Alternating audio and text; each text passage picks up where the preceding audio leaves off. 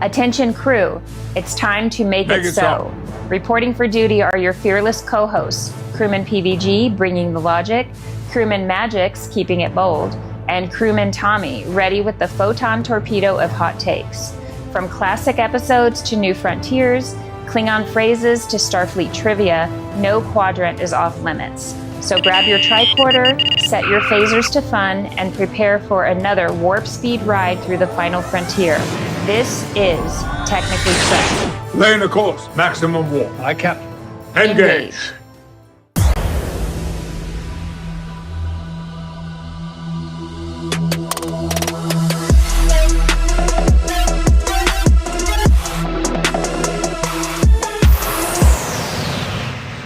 Welcome, ladies and gentlemen. I am Crewman Tommy, and this is the Technically Trek podcast. We are live, and to my left... Wait a minute. Yeah, we got Crewman Mgyx. What it do, peoples? What it do? And then to his left, Crewman PVG. Howdy doody. All right, good intros for you guys. Really strong. I was trying to, oh, there it is. Okay, so I just noticed that we have like a little competition availability in our chat for XP. I just noticed that. I don't know why that is. Oh, okay. I thought it was something you enabled. No. But if you post a hello or whatever, you get XP points. But I'm wondering how many times that will work, because, let's see if this will work. Okay, well, that's new. That's new for me. I've never seen that before as an offering. Welcome to the show, everybody. We appreciate you tuning in. If you are watching us on a Sunday night. Okay, there's Big E. Hello. Going Around's podcast. He'll be going live soon, so be ready to catch that one if you're into combat sports. Oh, see, I don't know how I'm getting points. I guess it's just as you chat, you get points. Okay, well, chat it up, people, and we'll try to hang in there with the conversation. We just watched a very low grade episode of the animated series. I guess you would say it's pretty standard. The animated series, it's pretty awful. As a whole, it's horrible. As a whole, it's pretty awful. Now you will get some throwbacks. I will give it this: if you grew up watching, damn it, not Johnny Storm, old school Scooby-Doo, Johnny Quest, C-Lab. I don't know if anybody remembers the C-Lab. Yeah. Back in the day, before it got turned into Adult Swim, C-Lab 2020, which actually was fucking hilarious. You will get some little tidbits of nostalgia out of watching it, because a lot of the animators clearly were the animators for those shows as well. A lot of the sound effects and a lot of that music that they play in. I think the problem, and just like 70s porn. And we just watched episode 12 of season 1, and it was called The Time Trap. So basically, there's this area. Hey, Crewman Sherry, there's an area in some part of space called, and they call it the Delta Triangle. Yeah. Which again to me doesn't make sense, because in space it should have been like the Delta Pyramid, but nonetheless, ships over the last few decades have gotten lost there, like just flat out disappeared. And the Enterprise and a Klingon ship end up going head to head, and they fire a couple shots at each other. The Klingon vessel just vanishes, not because of the shots fired, but it just disappears. So a couple more Klingon ships appear, start attacking the Enterprise, and the Enterprise, Kirk has them fly right to the same coordinates where the Klingon vessel disappeared, and the Enterprise also disappears. Everybody gets hazy and loses their balance and stuff like that. Weird things happen. Again, picture late 70s swinger party. Yeah. That was some Quaaludes. And then they end up in some they end up in a pocket of space where all these old ships are that have been lost over time. They're all here in like a big salvage yard. And, but anyway, it was pretty terrible. The episode was not good. And honestly, I don't even know how they got out. Besides that weird formula that Spock had shown on the screen, and I know they combined the two ships were linked together. So what did they made a difference? Yeah. So did they double their warp intermix or something? I don't know what they did. Because it wouldn't have any factor on mass.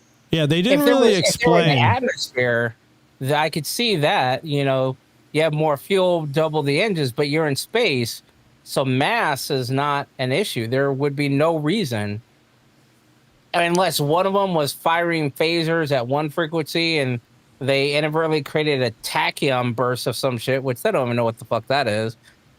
Doubling up was kind of pointless. Like any one of them should have been able to do it at the same time. I think they just wanted to celebrate their differences and work together. We got to celebrate our differences. Could be. I think everything was upside down on that ship because that was their form of saying the upside down pineapple. Because they really didn't want him to leave. The Orion was always all breathy. The other chick was like, all lewd up or whatever. Hey, speaking of celebrate our differences, will you get in trouble if I say what happened this morning? No. All right, so PVG is the managing producer of his church's live stream.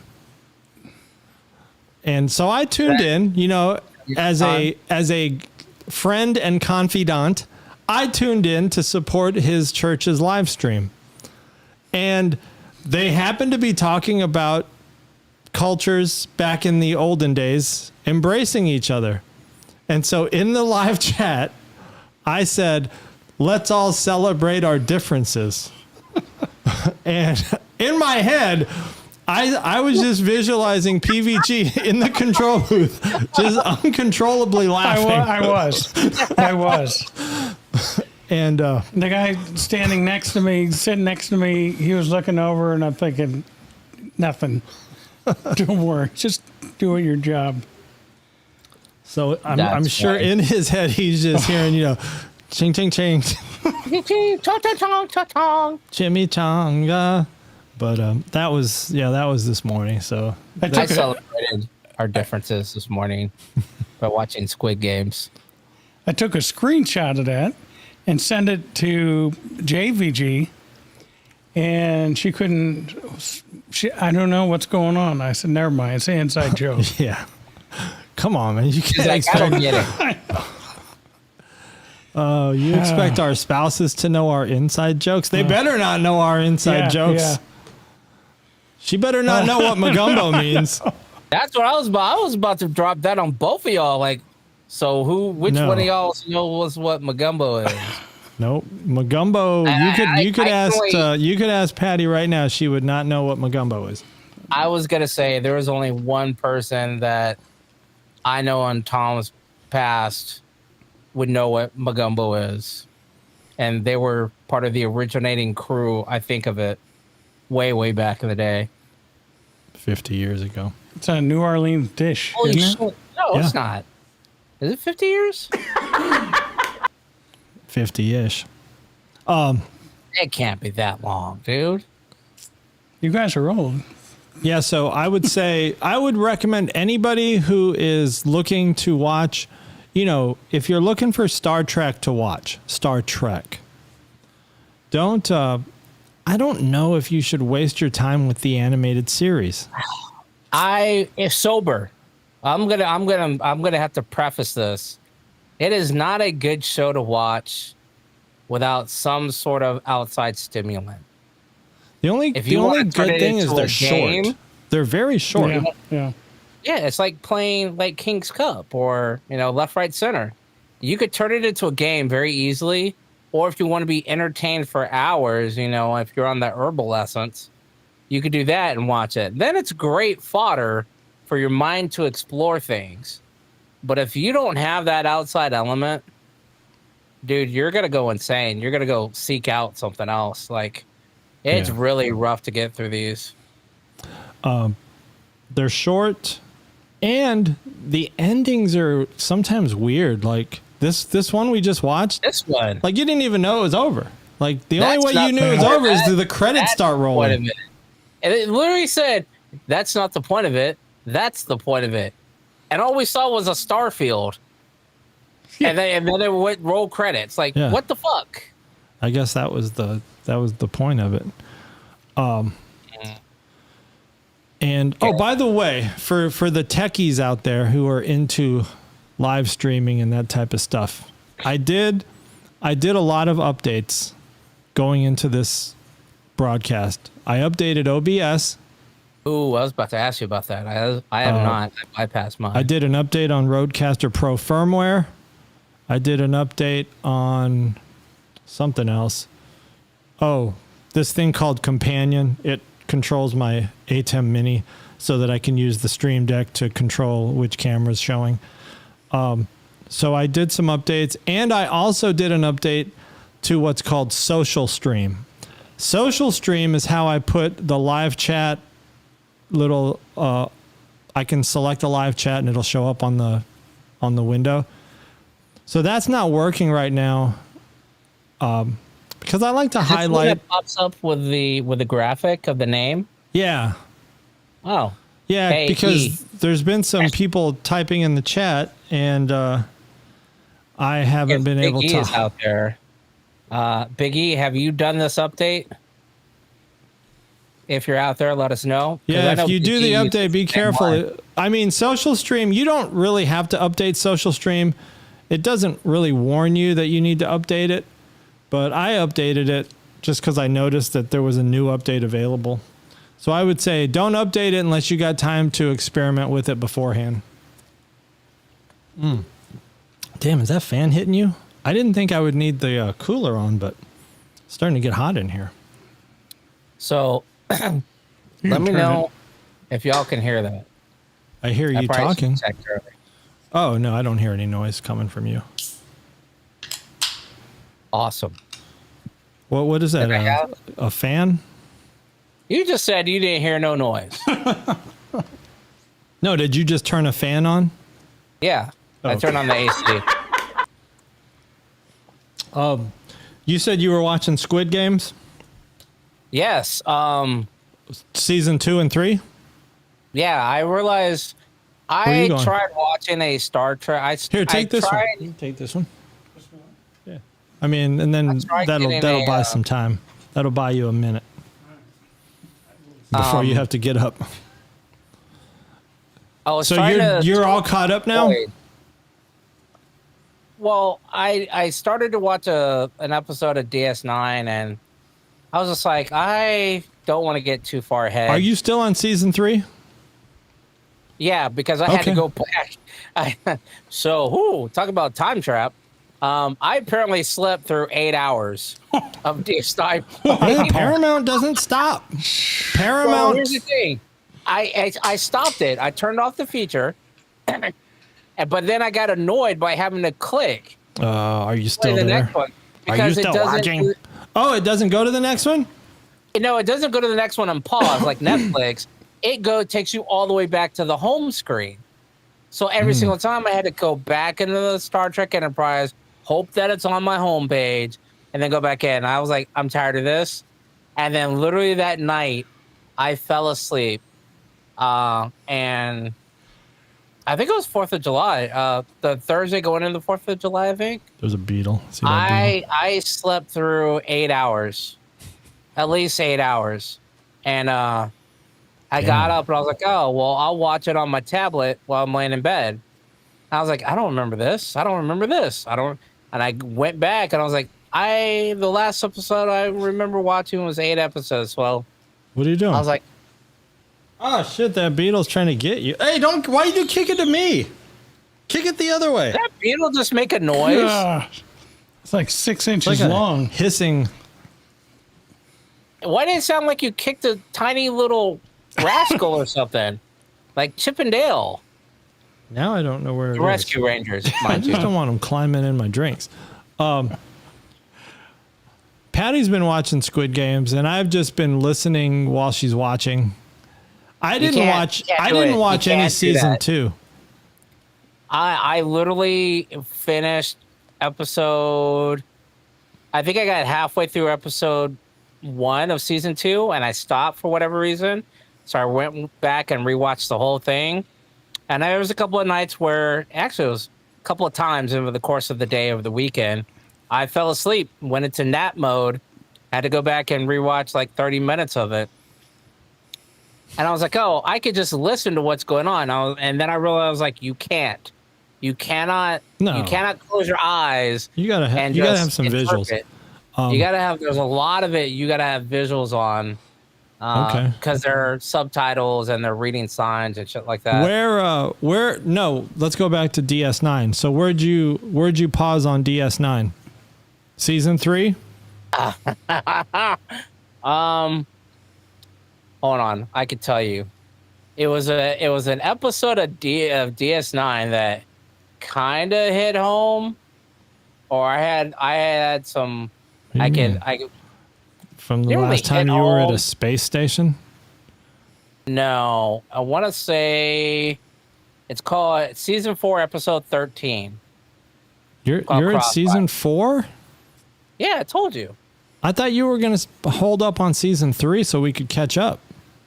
No, I said I'm not going to watch any more of season 4. So I slept through all of it. So I was like, all right, I'm stopping here. So that don't Season count. 4. Okay. So there was an episode. There was one. It's the one where What was that Odo. noise? Was that thunder? Yeah. Holy I shit. got alert for Thunder. lightning less than 10 About miles away. Damn. So yeah, I'm holding off there. I was like, I don't want to get too far ahead because I could burn through DS9. A lot of it is talking, so I can literally play it and play Call of Duty or work on graphics or anything else at the same time. But I was like, let me get caught up on some shit that I haven't caught up on. Squid Games is definitely one of them. There was another show. Oh, I want to actually go back and finish Reacher because I never finished watching, I guess it's season 3 of Reacher. Yeah. I'm pretty sure I watched season 2. And that one with John Krasinski, Okay. Jack Ryan. I Yeah. never finished watching that. Man, you're just not a finisher. Well, they stopped. Hey, man, this is not my fault. They stopped the seasons, and then they just extended. Hey, we're not going to come back for a while. And I was like, okay, like all the fall TV shows came on and they didn't. So I was like, well, fuck you then. So are you? That's So kinda It's this is a Alice in question. Borderland. This is a question I was going to ask last week. The gang, us. Strange New Worlds. Like, what is going to be your watch approach? Are you going to watch it day of release, or are you going to wait till the end of the season so you can plow through all the episodes at once? I'm probably going to do day of release so Yeah, we me can talk too. about it on the show. Yeah. All right. That way, that at least we could talk about the latest episode. Because otherwise, it'll be pointless. If we wait till the end of the season, then it's going to like we're going to have life shit going on, and we're not really going to touch on it. But Do if we we have go a on, man in the chair tonight? I don't know. Because I was going to find out what night of the week those Strange New World episodes would be coming out. I thought they were on Fridays. Paramount Plus release schedule. Who's got that? Man in the chair. Where are you at, John B? While we wait for that, I did watch the first 3 episodes of Ironheart. Which was I got it working. I restarted my browser, and now I've got. Hey, there it is. I see it. Woohoo! Oh man, my throat didn't handle that. That was so weak. It's terrible. I will also be watching night of the release Because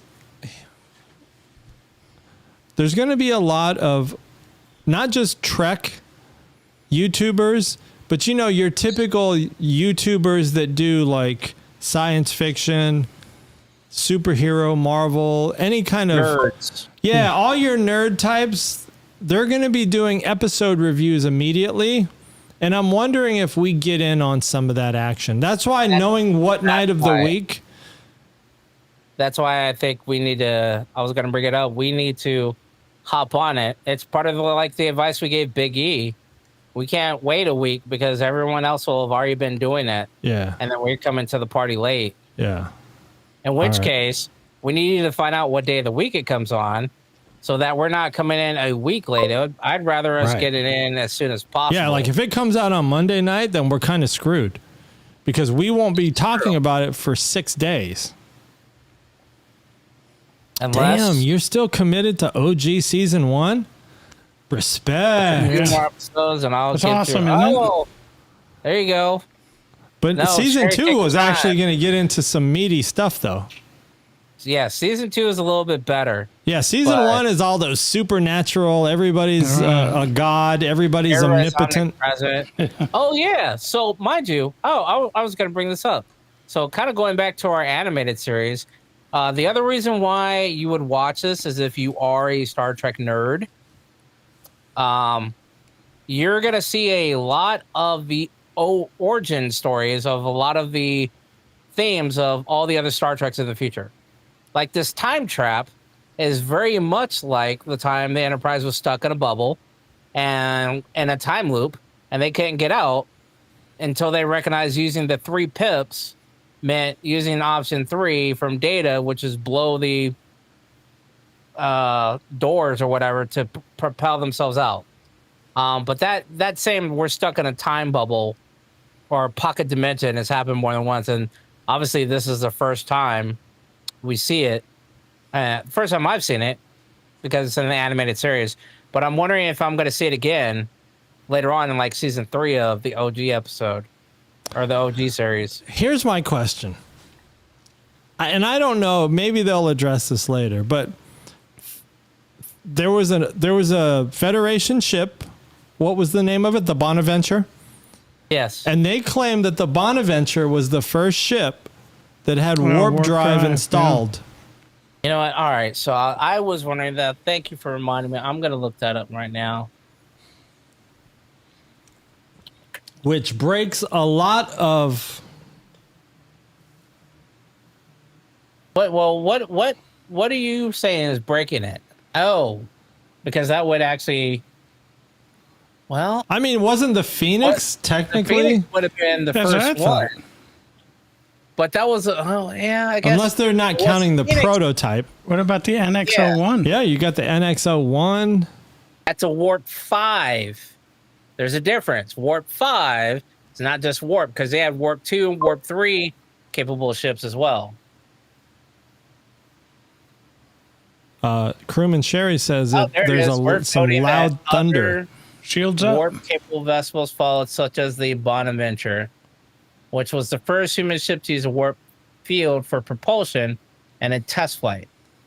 However, it was not able to break the speed of light, according to Reddit thread.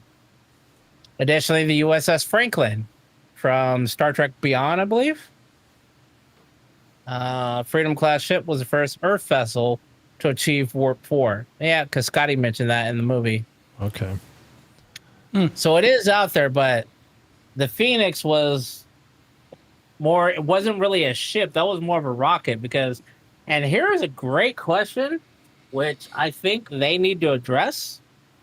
What happened to the Phoenix after that first flight? Did it land? Did it stay in space? Did they crash it? What are y'all looking at? You guys talk amongst yourself. Hold on, I gotta assist with domestic duties. What's the PVG? What's the assist? It's the lithium crystal has to be changed out. I think it's a shampooer. A hose. I don't know. So Okay. Is this for a junior grade assistant or one of the co-senior assistants? Probably co-senior. Okay. My question is, what happened to the Phoenix after the launch? Yeah, I don't know. They never say. Did they reuse it again? Did he go on multiple warp flights? I mean, Like, it's like, all right, cool, we did it once. Let's do it again. I know it's an IBM missile converted, with the warp drive. How does that come back down?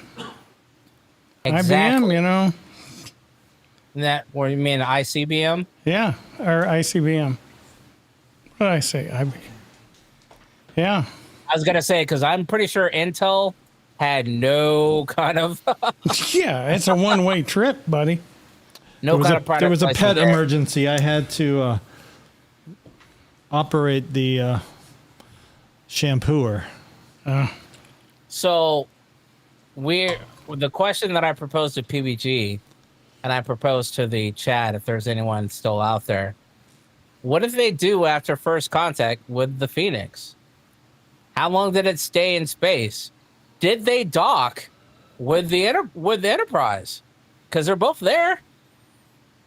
I mean, you've already made first contact. I so think they had to directive- hide. I think they had to hide the Enterprise. Jordy showed him the Enterprise. Oh. And Riker Yeah, is like, you that's see right. that dot? That's my spaceship right there. So, Yeah. and then the other thing is, how did it come back down? It got launched by traditional fuel Parachutes. and then dumped, spit out 2 nacelles. But do those nacelles, and there's a great question as well. If they had built-in nacelles already, why didn't they take off with the nacelles? Why did they need the rocket itself to shoot them up there? Could they have used a shuttlecraft to tractor beam them down to the planet safely? Maybe impulse drive wasn't made yet. I don't know. Well, how are you going to have warp drive without impulse? Isn't that 2 different engines? Yeah. Yeah. It's like a trolling motor for Well, boats. but no, the Phoenix's warp drive was a fusion reactor. It wasn't an antimatter intermix. So there was no intermix. So it was Yeah. just good old-fashioned atomic school. bomb shit. Right. Yeah. So it was a little bit different. But yeah, I mean, a lot of that stuff, like, and how did they get back, right? How did the Enterprise even get back to current day? Did they slingshot? No, they did the tachyon pulse, the same way they originally did. That's one of those. How come Discovery can't come back to normal time? Discovery story. is. Do they not have tachyon emitters on the deflector shield of Discovery? Discovery doesn't know about using tachyons. Remember, they're from the past. I guess the story didn't call for it. That's true. But again, that does. So basically, we ran before we walked, which kind of would explain why the Vulcans want to hold us back. Yeah. If we had a warp capable drive, before we had an impulse drive, got that. Cool. But to say that we reach warp speeds through old school nuclear fission entails that you have gravity of some sort to push against. Okay. Or some kind of gas, because that's how the space shuttle flies, is by gas thrusters. It's expelling oxygen out or whatever gas. So it doesn't need anything. It's not pushing against subspace. Right. So that's just an explosion. That's like a nuclear bomb. Oh, one other change I forgot to mention to the techies is we are using a lantern for the light. I used to have a softbox, but now I'm using a lantern. I need to point a camera up towards it so that you'll know. Not. Yeah, maybe that'll be a behind the scenes. We'll do a behind the scenes studio That'd be tour. neat. You'd be surprised. We'll do a studio tour, and that'll just be like a short or something. Okay. Well, Okay. Wait, are you expecting that from me as well? No. Okay, because We see your studio right now. We're getting your tour. I have stuff behind me and in front of me. You're not going to want to look at it, but I am in the midst of realizing that I need to tear this desk completely apart and do some wire management, and probably need to get rid of some. It's getting to that point where I've acquired enough tech that I'm not using. I need to get it out of the vicinity.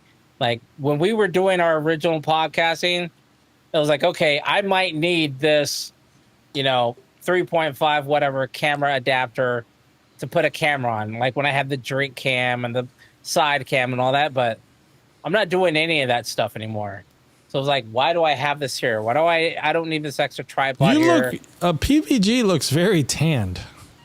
That's because it's the contrast of hyper yellow versus hyper white. I've been working out in the field. Is that all it is? Yes, I mean, even looking at him, his face looks a little red.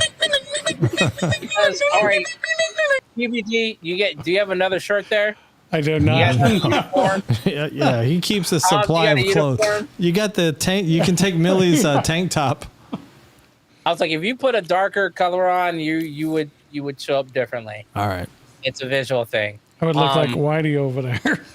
I do. I look like I just saw a ghost. Call me Casper.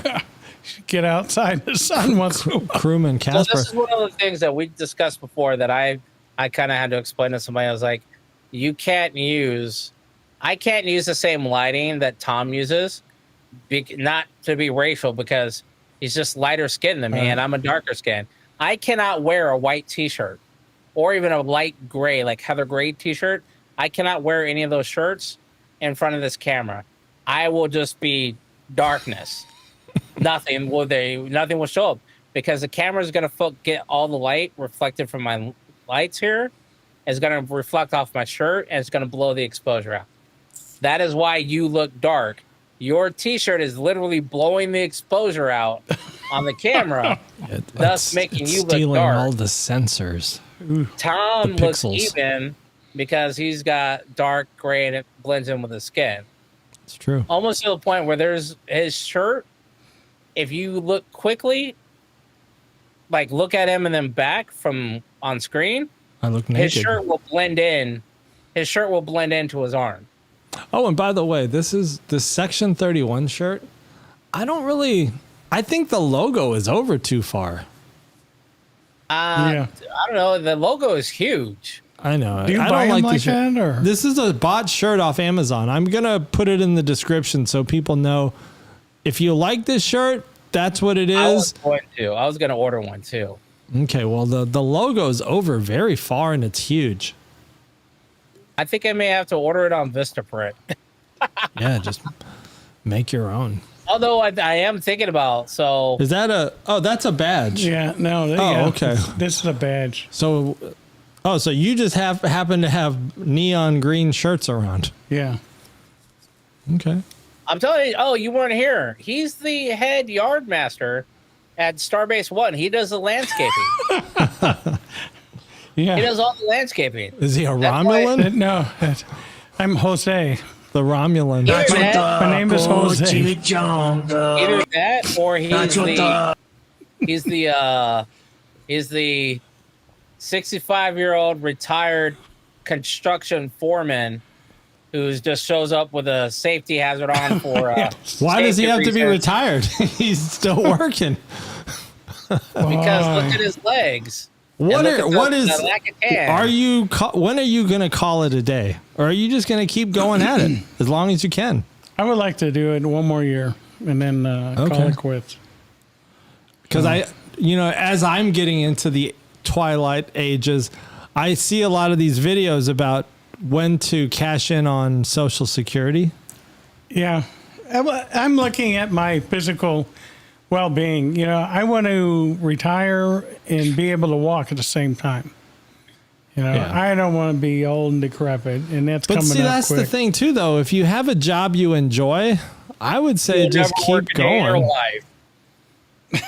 I hate that saying, by the way. Just keep working. They have no idea. A lot of people, when let's say you retire, what are you going to do after that? Whatever the fuck you want. I mean, but you got to have you got to have something. To do. because these people that retire, there's a difference. And so this is why I hate that saying where people are like, as long as you do something you love, you'll never have a job because you love it. No, there's a difference is this. I like doing this. I like photography. I like DJing. I like technical stuff. When I retire, other than possibly getting a part-time job delivering pizzas just for nostalgia reason, I'm not going to get a job where I'm responsible for anything. I don't want a job where I have to show up, where I'm required to show up. Yeah. However, if I'm doing graphic design, I work when I want. If I'm doing Uber, I Uber when I want. I'm still going to do stuff, but I'm not going to be beholden to someone else's time and schedule. I may do part-time stuff somewhere. You got to have, and not just part-time stuff, but you need to have like a motivation. Like you need a driving force to live for. Go back to store 6. I've got a lot of hobbies. Last week, I went to look at a motorhome. It was a 1976 GMC coach motorhome. And then... I should have put that picture in the PowerPoint that you sent me. Oh, yeah. Where you so when I say don't do it, I'm not saying don't get a motorhome. Don't get anything. I want to say that's what Mike's parents do. I think they said don't do anything below like 90s. A lot of those 70s ones look good. But if you're actually planning on like driving across country, like doing that kind of thing, a lot of the older ones, you got to think about it. It's 2025. You want something from 1975. You would have to see this motorhome that I was looking at. Seeing it don't mean shit when it comes to how many miles it does. Yeah, it does. They were ahead of its time back then. And it's and he had AI do a makeover on it and had it looking just like a really nice shuttlecraft.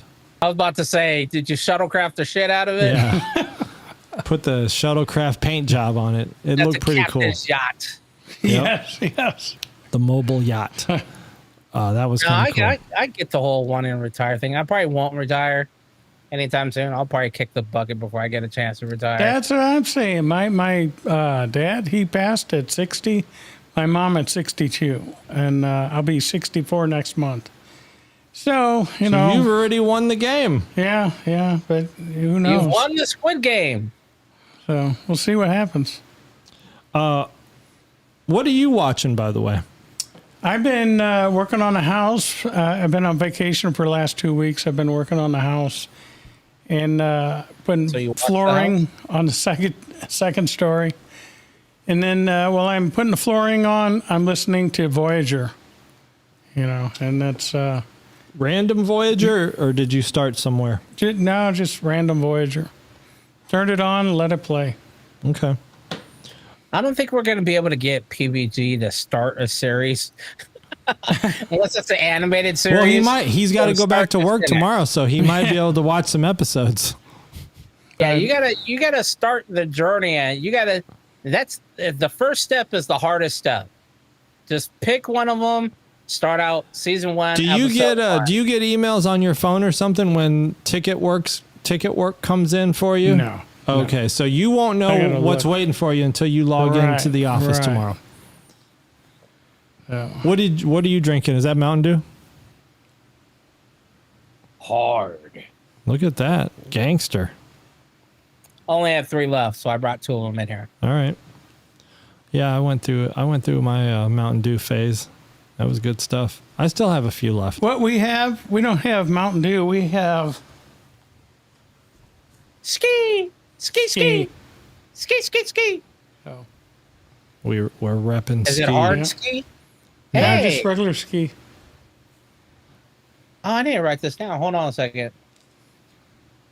And I think you can go to excelbottling.com if you're not in the Southern Illinois area, like the Clinton County area where they sell it at stores, because it is a very limited offering of where you can find ski. All right. And this is from our sponsor, and I'm not going to say it yet because Haven't said it yet. Tonight's sponsor. Tonight's sponsor. You know what? I could bring it up though in the PowerPoint. Let's just get into it.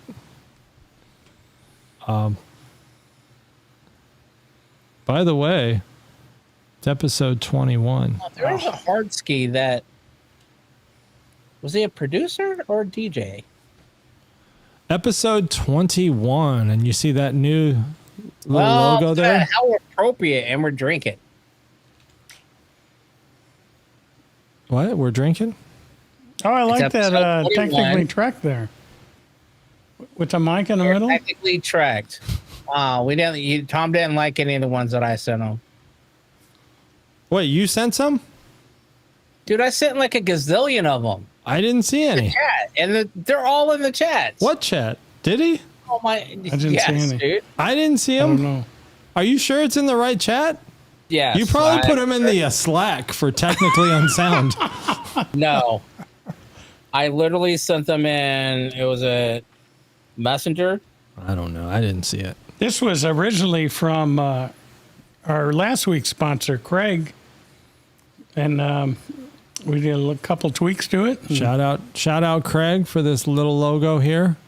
It was the inspiration for what we're using now. It's not much different, right? Yeah. No, not at all. Got a good font and everything. Hopefully he didn't steal it from somewhere else and they're going to come after us. He wouldn't do that. Thanks, Craig. Appreciate you.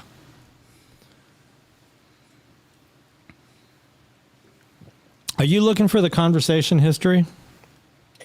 I'm looking for the images because I put them in here. Oh. I even downloaded Maybe they them. got blocked. Maybe it took it as I don't think they the got bad blocked. content. Oh, ready for the next slide to show who our sponsor is? I don't remember what I did here. Yeah, see, here they are right here. Oh, booyah. Look at that. Tonight's sponsor, Thank you, Scott and Renee. Scott and Renee, good people. I mean, these guys are pillars of the community around here. Yeah, these guys are... And good friends, too. I call them like the real mayor of town. Yeah, yeah. Like, it doesn't matter who the mayor is on, like at City Hall, who they say the mayor is. I think... This is the kind of people I hang with, and I need to bring you in, into the little clique. I don't know. It's kind of dangerous to bring me in. No. Danger It is is danger is your middle name, though. But Patty was asking why Scott looks so surprised. Scott, he's full of impressions. He's a man of mystery. Okay. And by the way, that All right, cake... check the chats now. All right. I'll check it in a bit. That cake decoration, that was done by Canva.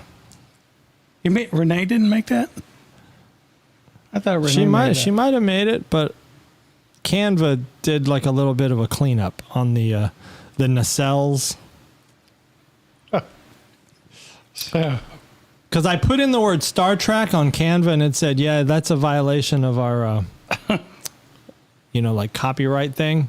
right. So then I Oh. just had to say, okay, create a spaceship that has a saucer section connected to a hull, which is connected to gotcha. nacelles. I see what you And did it there. drew that. So that's pretty good. That's actually Yeah. a pretty good starship design, even though it's not a real starship. It's not a official Federation starship, even though it does look like probably a lot of them. But yeah, shout out to Scott and Renee. Thank you guys. You guys look good, man. Oh, and by the way, one more shout out with the ski. Be consuming these calories later. Oh man, I'm out of Twisted Tea. Yeah, me too. Are you getting up? Yeah, I'll go. All right. While he's up. Oh, Mgyx, you got quiet. What are you doing? Where'd your glasses go? Were you wearing glasses today? Yeah, they're on my head. Oh, okay. There they are. Did I tell you I got progressives? No, but I have. That's what I'm wearing now. Yeah, it's They're kind of hard weird. to get used to. Yeah, because everything's got to be center and at a certain angle. Yes.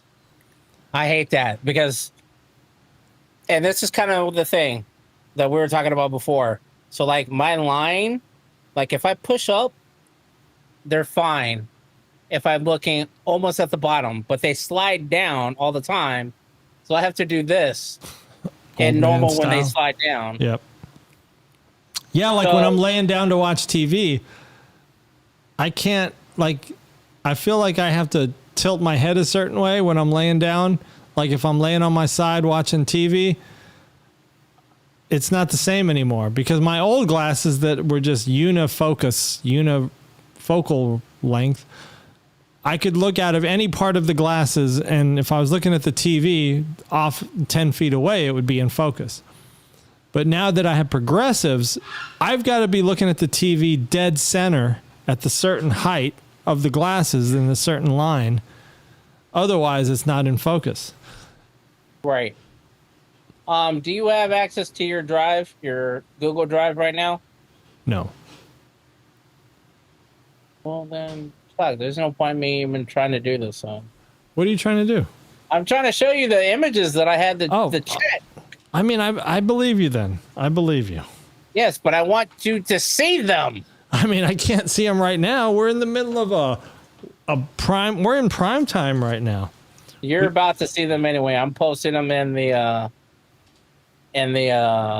chat thing. I'm gonna post them in the Ninja chat. Oh wait, can I post these? I don't think I can post images in our chat. Probably not. I don't know if we've ever tried.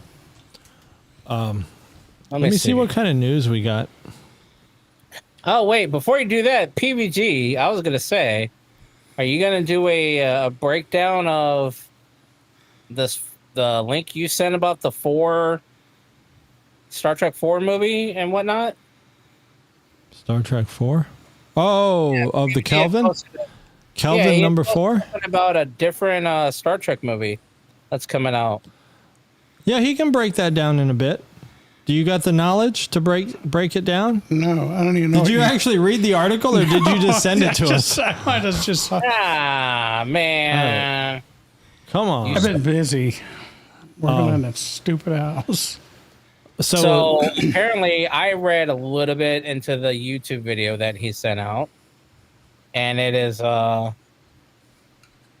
next looking at doing another movie under the TNG timeline, but it's not going to include any of the original cast, apparently. Of TNG. Yeah, it's in the TNG timeline. And kind of like what I said before, that more and more feeds are now... This is something I realize that more and more people are now having to say it, are acknowledging the fact that the Kelvin timeline and the Discovery timelines are not the same as the TNG timeline. Right. Like they're all different, and because of the Kelvin incident. So a lot of people are like, "Oh, well, the Kirk's not supposed to meet him yet." And yeah, but how could the Kelvin incident affect Discovery if it was before that? It would affect it if it's 3 different timelines. Yeah, 3 different parallel universes, I guess. Yep. Yeah, but didn't Discovery happen before the Kelvin would have been destroyed? I don't know, sir. I wish they would concentrate on one timeline because it gets confusing. Well, they can't now because the Batman they and Superman thing, or Yeah, Batman and Spider-Man. Yeah, I mean, if exactly. you think about it, look how many times they've had to reinvent Batman. Yeah. You know. But it's not reinventing Batman. It's the Spider-Man, Batman, Superman.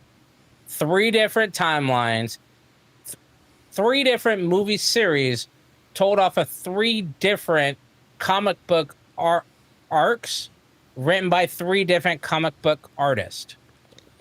So you had the Batman that had the OG Batman with God, oh my God, I'm getting old. I don't remember his name. OG. The OG Bruce, Batman. or Michael Adam Keaton? West.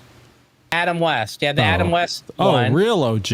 And actually, there was two more before Adam West in the 40s. We're not counting serials. Right. Yeah. Otherwise, we'd have to throw in George Reeves and the other guys. Right. And you would have to throw in the TV Spider-Man as well as the TV Fantastic Four and the TV X-Men. So we're not counting those. And the Electric Company Spider-Man. The Hulk and Wonder And Woman. yes, you would have to count the Electric Because he Company counts. He Spider-Man. probably got a lot more views. So yeah, you have that Batman. Then you have the Michael Keaton Batman. Then you have the not Eric Bana. Who did it after him? Michael Keaton?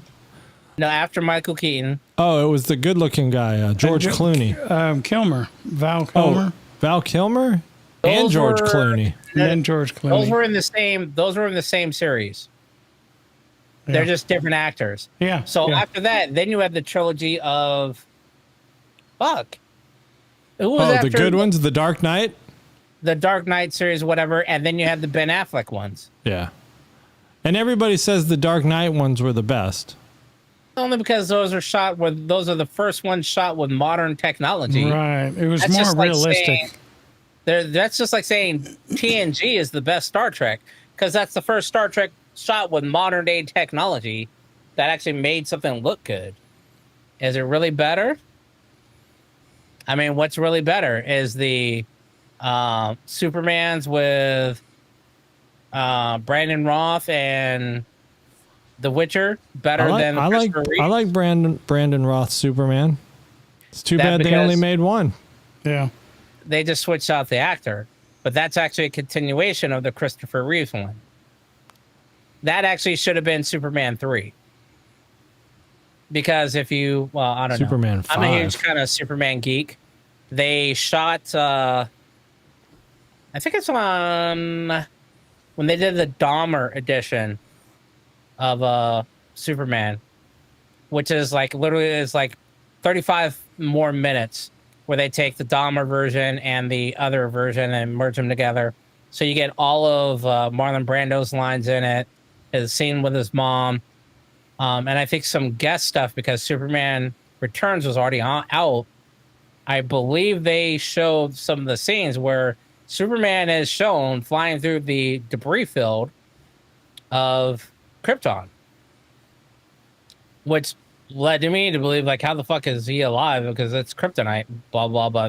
Whatever, Red Sun, his spaceship protected him. I don't know. But you never see that in any of the movies. So that's the same thing that's happening with Star Trek. I mean, but now we're doing it movie-wise. So, hell, the next, we could have Robert Downey Jr. Star Trek. Yeah. Honestly, I don't think that would be good, but... I think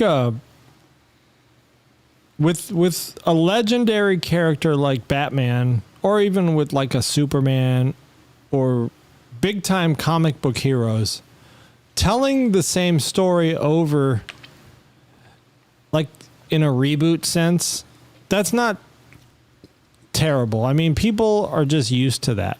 Like the Green Goblin, or Batman fighting Penguin or Batman fighting the Joker, right? There was a few renditions of the Joker. I don't know if it works with Star Trek, though, because these characters, especially the villains, I mean, people get kind of bored with it real quick. Because they don't have a lot of character behind them. Like the Joker obviously is an iconic character. And you can have different people play that and add their own little touches to it. But when you have villains in Star Trek, I think you just need to create new content. Like, don't try to, like, there's this rumor going around that they're going to try to redo some OG episodes. Like after Strange New Worlds, it's going to lead into this new Kirk, like the new Kirk that's on Strange New Worlds. Basically doing the TOS again. And I thought about, like, that would be kind of cool, but then I don't think I want to see that. I don't want to see all those old storylines. Right. I want to see new stories. Right. If you have a new show coming off of Strange New Worlds that has Kirk and brings it into the Kirk era, I don't want to see. I don't think they should show almost any OG episodes, redone or not. There are some that you could do. City on the Edge of Forever. Some of the ones where they go back in time, because of the whole, not Uhura. What is the chick that's digging on him? La'an. Oh. La'an. They time travel together.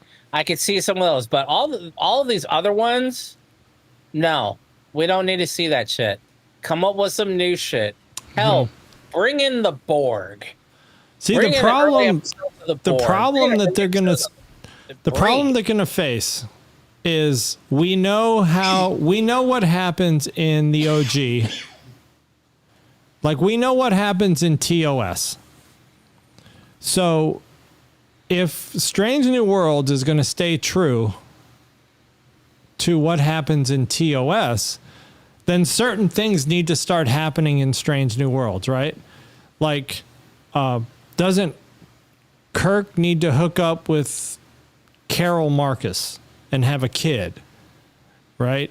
Doesn't he's already got that hookup? They've already mentioned, but not by name. Nurse Chapel was like engaged to the dude that created those android robot girls. Oh yeah. Yeah. So that needs to happen. No, why? Why does that need to happen? Because they need to, if they want to stay true to TOS. That's the thing. It's not TOS. It's a different universe. So she can. That's the biggest thing. Is like and that's what fucks people up, and honestly pisses me off. You're not in the same timeline. I don't want to see those stories. Like Nurse Chapel doesn't need to be in there. I mean, Chapel's hot. She's badass, but Carol Marcus, have that be a failed relationship. I don't give a shit. None of that shit has to happen. The only thing that I think to the core needs to happen is Kirk needs to hook up, get hooked up with Spock, which he's already done, and with Scotty, and with Uhura, and with Chekhov. That's it. Those core key players need to. But do you think what happened to Chekhov or Sulu and Chekhov? They haven't come up yet. Is Kirk and Pike having too much of a bond that doesn't really exist in TOS? I don't care because it's not TOS universe. I don't care. See, it's not the Kelvin universe. So if you're gonna do that, see, now it takes me back to, if you're going to then just change everything, why did you use the same characters to begin with? Why not just pick a different ship, like the USS Bonaventure, since we've talked about it today? Just have a different ship, have different people. Like, why do you got to use the same characters, knowing that you're going to bump up against a whole different... The rest of the world has watched Spider-Man across the multiverse. You need to go watch that movie, right? But at least the first one, so you understand the concept of, okay, once more. Here's how it started. I was working in a research lab as a kid. I got bit by a spider. Blah blah blah. Blah. Goes through a couple of minutes. Oh, there's another Spider-Man coming in from another multiverse. All right, once more time. This is how we got started. I was running across the thing. My uncle got this. They had a kid. Blah, blah. He had secretly been bit by a spider. And then I was born. And I grew up. And now I'm Spider-Man. That's what they're doing. They're doing a multiverse. The problem, though, is multiverse is a cop-out. Multiverse is a cop-out. It's a cop-out. Marvel started this whole cop-out of... The multiverse is how you can now bring back any character and you can rewrite anyone's history multiverse. But the problem with that is this. That all started with the original comics that these are all based off of. I mean, look at the New 52. I remember that specifically because Robbie was pissed. Because Robbie was by the way, PVG, Robbie is one of our core hurts from the service days. Robbie was one of those dudes that had had a room full of the long boxes for comic books. And when they introduced the new 52, it was like all the comics he had were no longer canon. It was just done. Everybody's getting rewritten. And then they were going to do it again. With the whole Flash paradox. And it's what they're doing to keep people's attention alive and keep it in there, which goes to the theory of, did the world end in 1999? Because nothing new has come out really since then. Everything is a rehash. Here's the thing with Star Trek. And we've talked about this before. Star Trek is supposed to be more scientifically based, right? Star Trek is not like superhero stuff where people can just have powers and sorcerers can just do magic. You know, I guess there is things like Q and Charlie X and Trelane, you know, that kind of just tear that comment up. But in general, Star Trek is based on science, right? It's supposed to be, there's supposed to be like this element of possibility behind Star Trek where, yes, you know, in the future, right, Star Trek is what we will be heading to. And that kind that's of, what we had there. yeah. And so I think when you talk about all these different multiverses and rewriting canon or saying Strange New Worlds is a different timeline, I think a lot of your old school Trek, you know, like fan base just wants Star Trek to be scientifically solid and sound. Here's the problem with that. They are a dying breed. They're literally dying because it's the older crew. Kind of like what Ken said, the future is now. And the comparison should be to Idiocracy. I'm assuming you're referring to the movie Idiocracy. And here's the outrageous thing about that. Fun fact. Idiocracy needed a shoe that people would wear in the future that was basic and simple. So they hired this costume designer to come up with a shoe. Decades, may I say, later, this shoe is a #1 selling product to this day. Do you want to know what they are? Crocs. Exactly. Is it really? No kidding. Yes, they are Crocs. Huh. The Croc shoe was designed for that movie. And then people said, oh my God, these are so great. And they turned it into it.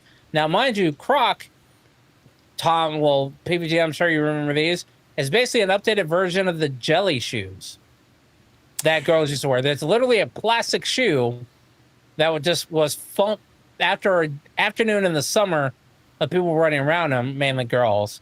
That was just funk dubious. Mainly girls. And there was one before. You knew dudes that wore jelly shoes? I've seen one or two. Like, come on now. There was these one are back in before the- the jelly shoe. It was called the Earth shoe. I don't know if you remember those. I only remember the espadrilles. So here's the thing with that is this. We are a dying breed. And I say that to the fact of there's a couple of TikTokers that have videos. One of them, most famously that I'm aware of, is a guy who portrays his younger son who comes out and he says, hey, Dad, this is a new hot song. And he plays a track that's clearly sampled from something. Let's say it's Shannon, let the music play. And then the dad's like, this ain't, and Dad stops the speaker and plays the original. I'm like, oh, they sampled the song. I was like, no, this is the original. Right. And the fucked up part is that's what today is going to, is the idiocracy. You don't have charisma anymore. You just have Riz. You don't have your line anymore. You have no cap. So what are you saying? Is that why the shows nowadays are not? Star Trek is going away from being, and we talked about this kind of, or it was brought up. I was on I chatted podcast? on another podcast show, and I said something about Discovery. I was saying they were talking about who's the better doctor, and they brought up the doctor on there, the guy that's Mbenga? no, from Discovery. Oh, The two dudes, Stamets and the gay dude. I can't think of his name. Yeah, they're both on Rent, or they're both from Degrassi. And I said, I'm fine with them being doctors, but they need to be broken up. I was like, them together is just a hot mess and a waste of screen time. Yeah. He should, I said, that doctor, I don't care if he's gay, should be with another person other than Stamets. Stamets should be with somebody else. Have them be two separate storylines. The show has no place for their drama, where it's literally out of a 30-minute show, you're doing some little Degrassi High fucking bullshit, Beverly Hills 90210 bullshit on a sci-fi show. And people were like, well, they need representation, and I like that. I like to see that. And I'm like, okay, great. My thought process was, and I didn't want to disrupt the show. I didn't want to be somebody like that. But in my mind, I was like, then they need to have a sci-fi drama show. Wait, who said they needed representation? Just someone in the chat, or one of the hosts? There was like three or four get people. Get the hell out of here with that representation and bullshit. They were like, well, that representation needs to be shown. I'm like, all right, that's fine, but not with those two. They make it horrible. They have horrible on-screen chemistry, and it's just you spend so much time focusing on them that it's pointless. Yeah, and even if you had it, what would make okay? Should they make a Star Trek drama-based show, a DS9 show that is literally like a Melrose Place or a Beverly Hills 90210, where it's not about the sci-fi and it's about the everyday public lives? One, do I think people would watch it? Yes, because it gives representation to all of them. It's a day in the life, kind of like the K shows we watch. It's a day in the life. Have that show be there. But don't have that show. Is this my being walked off? No, that's you mentioned K shows. Oh. They need to put that show as their own separate show. And I think people would watch it that show tailors to. But you put Star Trek and put a ship and it's going back in time and it's got all this sci-fi shit on it. Well, the problem is the sci-fi, not the bullshit relationship. Right. If there were more than 10 episodes in a season, then you could squeeze some of that in. Like in the old days, right? With Voyager, DS9, and TNG, and even the OG, you're talking 20 plus episodes a season. Even you can throw in some romance shit, like a lot of the garbage that we saw on DS9, right? It was Love Boat stuff, like love for Odo, love for Bashir.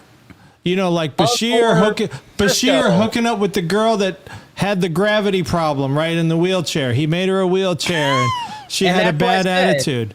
You want to make a drama, put them on DS9, put them on a space station. Or just add more episodes that now you're not taking away from our 10 episodes. Because 10 episodes, if you're only going to do 10 episodes, you can't have musical episodes. You can't have any like fat, right? It's just got to be meat. Like 10 episodes is not a lot. I think in Discovery, the drama they have is in the too house much. From New York City. And exactly. And it was there. And I used to dog Tom about the wokeness of it. And it is woke. And I'm okay with having representation. But it's just you took 30 minutes out of my 1 hour show to shove it down my face. Yeah. That and the drama was just too much. Even if you took those two guys out and put a man and a woman in there, it's still too much. You know, it's just. But they did. They did that with the captain and the talk to Volk. Their relationship. Yeah. And then they did it again with Burnham and Book. Yeah, what is this about? Is this about the relationship? And this is why Discovery. I think this is one of the reasons why Discovery started going down in the ratings is because they were getting away from traditional Star Trek stuff. And because again, there's not a lot of time to do meaningful Star Trek normal things. Like we want to see some space battles. We want to see some discoveries. John B in the house, man in the chair is with us. Little late, but man. IB and John B. I would be okay with 15. I don't want to see them push 20 episodes because that pushes a whole lot as far as the writing time. No, I know. Time. 15 is a good balance, which I think Strange New World has. Discovery. No, Strange New Worlds has 10. No, what I'm saying, good balance. Strange New World has a good balance. Yes, like except for the musical episode. You got to get rid of that. I watched that today. I you know what? I just saw that as a You're about to lose respect from a lot of people if you homage to Buffy. I want to say that was a homage to Buffy the Vampire Slayer. But I think 15 would make a good balance. It gives them time to write well and not be forced to just put out garbage. John B likes the musical episodes. At first when I saw the previews to that musical, I thought, oh man, what are they doing? K-pop. He's calling it Klingon pop. That was K-rap. It wasn't too bad. The musical episode? Yeah, I give him. I would. Tom doesn't like wokeness. He doesn't want to see it. The musical episode's not. I don't think the musical episode is woke. But remember, even in Discovery, there was that singing episode where they had to sing to the stars or something, or like that. There was an alien life form they had to sing to, like those like. Oh wait, was that Discovery? I think it was Discovery. Where they had the alien. Oh, that was that other species. Yeah, the one that was eating up the galaxy. Right. John B. What? TNG was woke? Oh. Hell no, TNG was not woke. There is so much, man. Thanks to you two, my Google feed of news about Star Trek and YouTube, there is so much shit I did not realize that was not allowed to be done because it was so misogynistic on that set. Like, Deanna or Martina, yeah, you're either gonna wear the low V-neck or you're not gonna be in this episode type shit. Like, goddamn. No bra or you're not you're not on the show this week. I mean, look, hey, but you know what? George Lucas did that. Or was it Spielberg who told Carrie Fisher, why would you wear a bra? You're in space. People in space don't wear bras. Good point. I mean, you have inertial dampeners, right? Motherfucker, you still got gravity. Gravity. I mean, bouncing if you, bouncing. That is straight up more bounce to the ounce. Well, but I just think that I would watch it.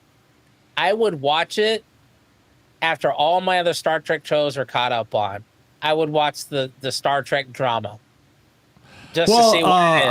I think it was IB talking about Starfleet Academy, and a lot of people jokingly call that Starfleet 90210 already. It's not even out, It may never come out. I know they've already filmed season 1, but because of this Paramount Skydance deal that I guess now is going to continue, and I think that's the next slide. Maybe I'll jump into the next slide. What is this Patterns of Force? This is the Nazi episode. Oh yeah. So this is an episode that they would not make nowadays. Obviously, society's too sensitive nowadays, right? I mean, I thought this was a good episode. Patterns of Force. I mean, it's kind of weird where I don't know. Back when they made this, in the 60s? When did they make this? 1966. Yeah, so they made this episode, Patterns of Force, in like 66, and it was fine, right? I mean, everybody knew that the Nazis did bad things, and they were just saying, you know, the episode. I remember watching the episode like 3 months ago. But yes, you're drawing. Yeah, I could see part of that. All right, before you go to the next slide, I'm going to show something I want to share. It's not going to work. Why? Try it. Because. Bam. Do you see those? Oh, yeah. Yeah. Oh, you know what? I did see those. See? I did see those. T-shirt I quality, don't remember seeing quality. these. I mean, Do you these are the think? dope ones, where I was All like, right. Do you think pattern? This is definitely a T-shirt. If they start remaking episodes of the original series, do you think it's possible in any? What is the possibility from 0% to 100% that they would remake this episode, Patterns of Force, about Nazis? I think they will. If they want to get attention. I mean, I remember Sanford and Son. What about All in the Family? The movie Blazing Yeah, but you're Saddles. talking about shows from decades ago. Will they do that now? Hey, did you see this statistic that now that we've just passed July 1st was the halfway point? We're closer now to 2050 than we are to the year 2000. Is that a crazy thing to think about? Not really. I just have to keep reminding myself that 1993 was not like 3 or 4 years ago. I remember the year. It wasn't yesterday. It wasn't 10 years ago in 2000. Actually, it's more like I got to remember 2004, 2005-ish was not just a few years ago, and 1993, 95-ish was not, just 10 years ago. It's a long ways off. Remember the 2K problem? When 1999, at the stroke of midnight, everything, the computers planes are going to be falling out of the sky, and this and that's going to happen. And it's still a problem, and I'm not going to tell you where it's a problem at, but it's still a problem.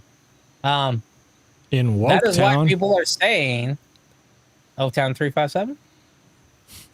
No, all right. Anyway, that's why a lot of people are saying that is when the world ended. The Matrix glitched out, and now we're living in a holodeck, basically, because there's been no real innovation. One of the big things that people are saying is because if I say the 50s, you could pick something out that says that is distinctly the 50s, that is distinctly the 70s, the 80s, and the 90s. Oh yeah, like every decade had an identity. 2000 on, there's been no clear-cut identity. Right. Other than the introduction of mumble rap. That's a good point. 1925. And thus goes down the stupidity of the world is because these are also the people that are changing common English into cut-off words, and that is becoming the norm of everyday speak, like an idiocracy. So IB says he was talking to his girlfriend about the TV show Lost, and she said that's a 20-year-old show. You know what, IB? She was saying the same thing to me when we were chatting the other day. Just kidding. Wow. That was dumb. I don't know. Emotional damage. But I mean, and what is Voyager just had its 30-year anniversary? Yeah. So the question is, why do we keep remaking shit? Why is no one all right? Even if the younger generation doesn't come up with a new idea, why doesn't the older generation come up with new ideas? We lived them, we remember. I mean, I'm not tooting my own horn, but Gen X. Let me go back to IB and John B real quick. They both have girlfriends, and they're Trekkies. So, kudos. Yeah, it's not a common. It's not a common thing. Apparently, it is for Trekkies to have girlfriends. But you're idiots. My wife, she's not so much in the Trekkie stuff. No. You are, and you have a wife. Yeah. So that's what I'm saying. Tom's saying that you should stop calling. Like, Boomers have money, they play for the buck. I get it. Boomers have money. They do play for it. But I'm saying boomers, unless you're saying boomers can't come up with a new idea, which is not unsurprising because they're boomers. But even Gen Xers can come up with a new idea, but no one has. And that may be because boomers in the older generation with that old money doesn't want to spend it on them. Or the newer generation that is a generation way ahead of them or newer than them don't want to spend on it because they can't get behind a new idea. They want to relive some shit that they don't even know about. I will say this though. One thing that makes me feel better, and it's maybe the one good thing out of TikTok, is my kids, a 10-year-old and a 16-year-old, they seem to know a lot of the old songs because those songs will trend on TikTok. And so I'm pleasantly surprised when I play an old song and they can sing along. Yeah. I'm like, how do you know the words to that song? Old song. Like, give an example. Don't say Cotton Eye Joe because they don't call it Cotton Eye Joe. They call it something else. it's not Cotton. No, I play Cotton Eye Joe all the time, so I know that's still a current song for them. But no, but it's called something different. It's not called Cotton Eye Joe. It's the Cotton Eye Joe song, but they call it the daboop doop doop doop doop. They call it that. They made up a word for that, and that's what they call that song. And you're like, no, that's called Cotton Eye Joe. Oh, well, we know it as da doop doop doop doop doop. No, they know what that is. But this song that I was playing the other day, I can't think of the words, but I can think of the melody because even I don't even know the words. It goes like da na na na na na na na na na na. Na, na, na, na, na, na, na, na. It's an old song. It's from like the 80s or 70s. You can tell everybody. Oh, no. I'm the man. I'm the motherfucking man. No, it's not a song like that. No. They didn't say bad words in songs back then. It's not. But it's that's what I say when I hear it. Can you hum a couple more bars for now? No, it is. I'm gonna go to the next slide. So patterns of force. Shout out to IB. He had a question. Would we watch a Trek series completely made by AI? Hell yeah. I'd be interested. I'm kind of torn with AI. Let me talk about this real quick. When I see black, by the way, when I see pictures that people post, like in Star Trek Hotties, where they do an AI and they put Sydney Sweeney in a Starfleet outfit, I don't like that kind of stuff. I want to see if you can give me a real picture of Sydney Sweeney dressed in a Starfleet outfit, I would like that. Like if she goes to a party, like a costume party or something, but to just AI people into costumes, cosplay or whatever it is, anybody can do that, and I don't find any value in it. Now, to do a whole show by AI, I would be interested in checking out like what it could do, because I'll tell you what, one of the funniest things that I'm seeing right now are the Yeti and the Bigfoot, the jokes and stuff. Man, those guys are funny. I would like to see a Bruce Lee movie. An AI. Like they tell a joke, like, what do you call 4 Mexicans in quicksand? Cuatro Cinco.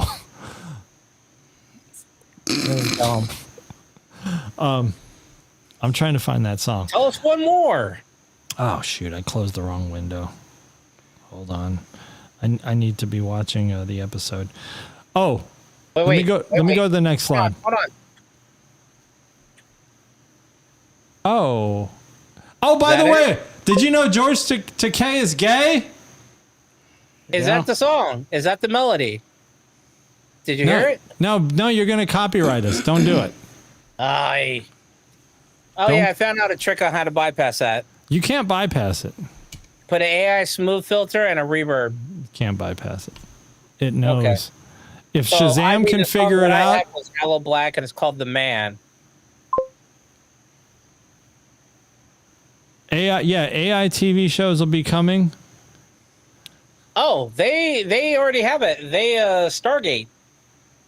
They had AI do an entire episode of Stargate, and then they had the actors read those parts. So much they just did it as a trend, and it was a couple of years ago. Like, hey, let's just try it, see what it does. And then they're like, hey, this is pretty good. Let's see if we can get the actors. They got Richard Dean Anderson, everybody to come back, and they did a table read of it. They recorded it, and now they're doing a couple more of them. And it's like, that's kind of dope. But what I want to watch you know what? I would watch an all-new Star Trek show. It cannot be Discovery, TNG. You could have references to those people. I want something new, but I don't care what timeline it is or time era it is. I would watch it. So, in other words, if you do an AI show that takes place after Picard, because Picard is actually Discovery was the last one as far as timelines go. Legacy, man, don't get me started on Legacy. They need to do that show. But if they did an Enterprise, so many things that I was going to bring up today, John. If they do an AI show that takes place before all of them, like the founding of the Federation, the founding of Starfleet. If the show was canon, right? If the show was brought to us by Paramount, right? Because I know there's some fan-made stuff that's good, but if it's not canon, you know, I need it to be real. I need it to be real, sanctioned by the owners of Star Trek to say this is real. Because anybody could make stuff up. I mean, I know I've seen some good stuff fan-made, like that Battle of Wharf 359. That's good. That podcast is awesome. Yeah, but it's not real. But it's good. Oh, by the way, did you know George Takei is gay? What? Oh my. He's been gay probably for a while. He released a new book saying that he... I need to tell you a story. I met George at a convention in St. Louis. Is this a safe for work story? Is it safe? Yes, it's safe. Okay. So you go in, and it was a Comic-Con. You go in and you pay money for a ticket, and you also get a ticket to have anything autographed by George. What did he autograph? Wait, pause. Your beans? Again, is this safe? Yes, it's safe. All right. Yeah. So Pausing here for a reason. John B says he thought he was just Mary. No, Mary. So like the Flintstones. My wife, JVG, came along with me, and she has she has no interest in Star Trek at all. So she came, and she had a horse magazine. You know, she's into horses. She has 2 horses. So look at the magic. So she's into horses at this point. This is not a she safe still space. is. So I'm in line. I have a picture of George. It's a terrible horse.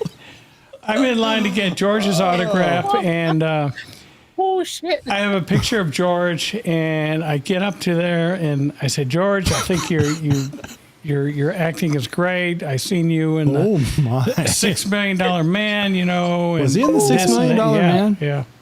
Oh God. George signs my picture, you know, and that's it, you know. And then it's my wife's turn because she has a ticket for an autograph. She, like I said, she has no interest in Star Trek. She happens to have a horse magazine. she gives this horse magazine to George. And he's interested in it. George looks at this horse magazine. She looks back. He looks back at my wife. Oh, my. Looks back at the horse magazine. Looks back at my wife. And I see what he's doing. I said, Mr. Takei, I apologize. My wife is not Trekkie, you know. And then he says, okay, that I understand. I thought Shatner was playing a joke on me because Shatner is big into horses. And William Shatner, he used to, he was a big sponsor at Queenie Park in St. Louis. And he would attend. Yeah. Queenie Park? He would attend a horse show, some of the horse shows at Queenie Park. So he signed it, you know, and it was a big laugh. So George Takei signed the horse magazine? Yes, yeah. Does she still have it? I have, probably not, you know. I have mine.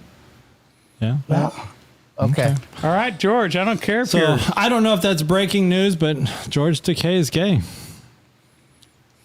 My Asian brother, respect. Oh, so this has been lingering news. Skydance has been wanting to buy Paramount, but because CBS was stuck in a lawsuit with Trump for doing fake news, the deal wasn't going through or whatever. They were held up on this lawsuit. Why are they paying Trump? So Trump sued for a bunch of money. CBS settled for $16 million, and now the Skydance deal can go through. So I don't know all the details, but so part of the reason why some of these shows were being limited, like Strange New Worlds, right, is limited to 3 more seasons. I think they've already said Starfleet Academy will have a max of 2 seasons, and then they might do 1 more movie in this period before Skydance takes over. Academy in 2 seasons. They need to have a 15 to 20 episode season.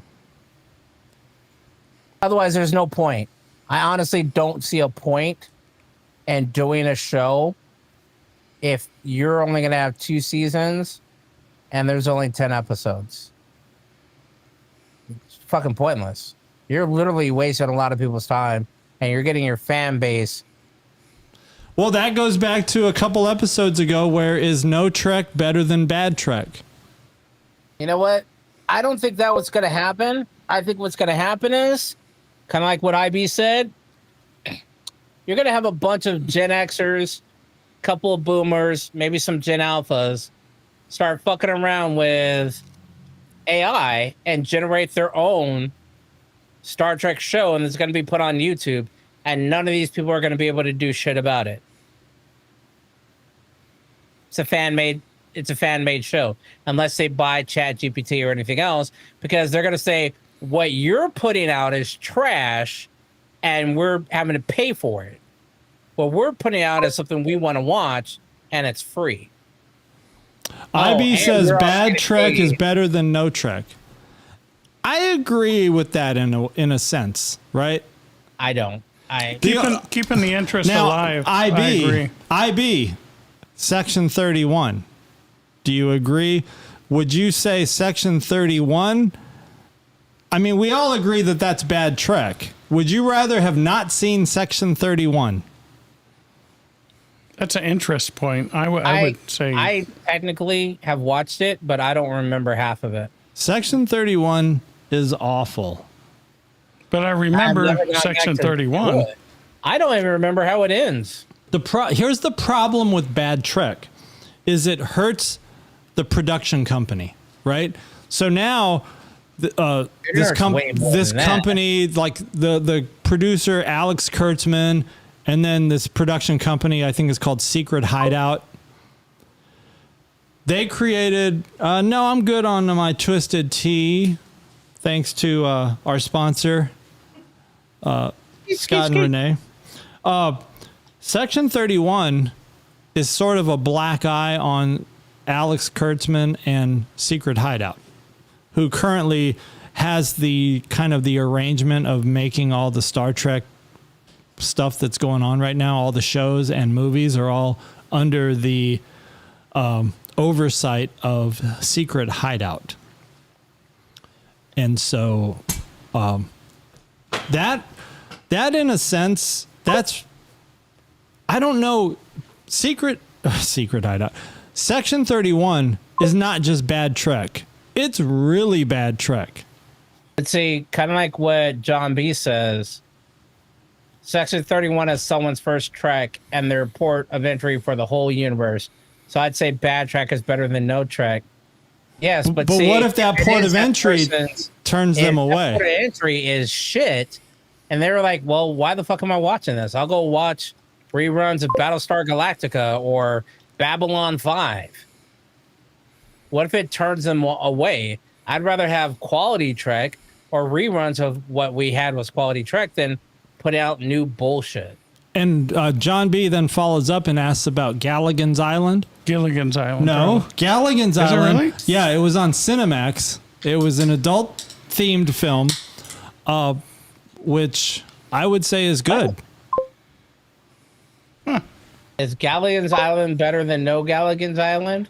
Gilligan's Island on Cinemax was good. I had no idea. I mean, you can't let your kids in the room when you're watching it, but it's good stuff. Thanks, John. Yeah, check it out. Gilligan's Island. Go search for that. It's on Max now. I'm good. So slightly bad Trek, I think is okay. But when you get to the level of Section 31 bad, I don't know if I can say that there's any good that came out of that. Okay, so I'll put it to you this way. What if the only Trek available to watch is the animated series? It's not, though. What if it is? What if you put out one that's just as shitty as the animated series? Would you rather have that? No. Or no Trek? The animated series is terrible. I wouldn't. Exactly. But that's what we're getting to. It's crappy. So would you rather have, if they took all the reruns off, because that's likely what will happen when this deal goes through, someone's going to lose the contract, so they're not going to be able to stream it. So all the Star Treks will be removed. True. What will happen to all the streaming? They'll be removed. They already did it once. Because if Paramount Plus... Oh, no. Skydance, I think, is buying Paramount Plus. No, what I'm saying is this, though. Under the and because Paramount's are just like HBO is going to change their name to get around some licensing. Star Trek were all on Amazon at one point in time, and now they're good. Now they're not. Now they're all on Paramount Plus. For a short period of time, they're not going to be available there once this goes through, and they settle out what the name is going to be, what the IP, what they could stream under. And what if the only thing left is the animated series? That's the only thing that you can watch under some kids provisional public service, whatever contract. Would you rather them keep that out, pull it, or keep showing? No, let them watch it. I mean, if it's the only thing, right? Like if in some, whatever happens, some weird thing happens and all they can watch is the animated series, I would have to say let them watch it. But like John B says, the kids that watched the animated series in the 70s got them into Star Trek, right? Because there was nothing else. They couldn't compare it to Lower Decks. They couldn't compare it to Prodigy. They couldn't compare it to normal cartoons. You can't compare it to anything. You had 13 channels. Who had 13 channels? If in 1970? How many channels did you have in 1970? Probably 13. I don't know if cable came out. 13 channels in 1970? 2, 4, 5, 9, 11. In 1970. And 24. 7 channels. That's wishful thinking. See, and where you want to base? So then you also got to put in the channel with the daily announcements, the channel with the overseas news, the channel with the barbershop and PX openings, and then there was another one, armed service, the normal armed service one. Well, yeah, he wasn't an army brat like us. No. In the States, Secret Service. In the States, you probably had ABC, CBS, NBC. Did you even have PBS back then? We had PBS. Okay, so had PBS. 4 or 5 channels. Yeah. And that's if you had a good antenna. Yeah, absolutely. You'd be like, hey, PVG, go stand over in the corner, hold up this aluminum foil. And if you had a good antenna. I take that back because you know what? I just plugged in my indoor antenna, and now there's like 60 channels, but a lot of them are duplicates, but of the same network, but from adjacent cities. Right. So like I can get CBS from Sacramento, CBS from Oakland, and another one, and each one of those has 3 channels apiece. So Yeah. we My probably had digital- less than 13 channels, but because where we were at, we picked up multiple cities. So My digital channel gets Indiana stuff from Indiana. So It's I crazy. think no Trek has been, unless it is going to be the drama Trek, Wait, are you saying 90210 no Trek is Trek. better than bad Trek?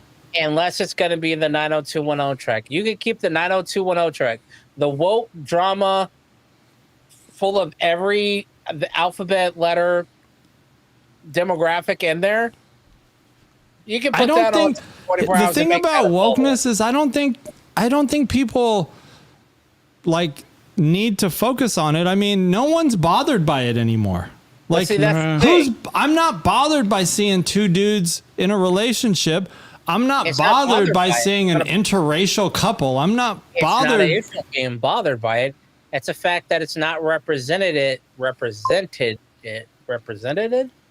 Holy see, shit, when you say look at that. represented, are you saying it needs to be People emphasized? people are wanting to see See, more. that's why things are failing. Look at Lionheart. Or Ironheart. I don't know why. Ironheart's already Like been Lionheart. canceled. It's already been canceled I haven't because- seen the last 3 episodes, but I'm because going to. Ironheart is so bad. I'm actually not going to watch it. I don't want to add to I their haven't watch. seen it. See, that's the thing. I haven't seen, other than the cross-dressing person, I haven't seen any kind of. Where do you guys have time to watch TV? I got a lot of time. I got What do you all kinds mean? of time. You got to learn how to multitask. You need to manage your time a little better. Don't get old. I'm telling you that right now. Don't get old. And don't have a recliner. If you sit on that, you're going. That's why you need a tablet and play some Clash of Clans or something. And then I'm going. Multitask. You What need I'm to saying is, work harder, not If you smarter. put that, Oh wait, that came out backwards. what would the show be? Melrose DS9 Place? DS Place? I don't know. I don't care. You know, Lou Dallas multitask. I was watching DS9 today, and I thought, you know what? DS9 is nothing but a Carnival cruise ship. A lot of people say that. Oh, JVG says you can't multitask, my Oh, guy. see, there you go. Thank you, babe. So I think in the intro, Another Trekkie with a woman. Yeah. put out the Trek drama episode and have whatever, because we're true Trekkies, I think, that are in it for the sci-fi are probably not going to watch it on a Watch what? be diehard about it, but I think some will, just to see what it is while you work on Starfleet Academy and hopefully Starfleet Legacy or Star Trek Legacy. Oh, I haven't even gotten into the games yet. We got to get into the games because we're running so far behind right now. Oh, JVG is going to be doing the electric slide up on the top deck of the Carnival. Hey, just remember, apparently there is no more hip hop allowed. No That's more right. wobble. The wobble is now No more, banned. no more cha-cha slide. No, cha-cha slide is acceptable. You can't. play Oh, the they can't do the wobble. wobble? Is it Because because of the there's the tilting of the new- ship? Shake No, it, shake it. because this is what I was talking about before. So it's like saying you can't do the Running Man because the dumbasses of today's generation consider the Running Man what the new Running Man dance, not the original Running Man. They've come up with a country style wobble that they say this is the wobble, and then you got everybody else that listen to Step in the Name of Love that says that's not the wobble. This is the original wobble, and people are starting to throw hands on Carnival cruise ships about that. The white people wobble. That's kind of JVG? what they're saying is the white people wobble. Don't try to wobble. All right, let's play this Guess Who real quick because this is going to be good stuff. Chakotay. Wow. When they were young. Chat, jump Oh, I know who that is. I know who that is. Scotty. Scotty. Yeah. I had to narrow it down. It was the smile. It was the smile and nose area. When they were young. Spock from Kelvin. Siler. Damn. How'd you guys get that? Because it looks like fucking Siler. Is that his name? Siler? That was his name, wasn't it? Zachary Quinto. Yeah, it was Siler. Yeah, Siler. Okay. I mean, these are the easy ones. That's easy. Oh my. Was going to be my third ex-wife, Jerry Ryan. 7. Yep.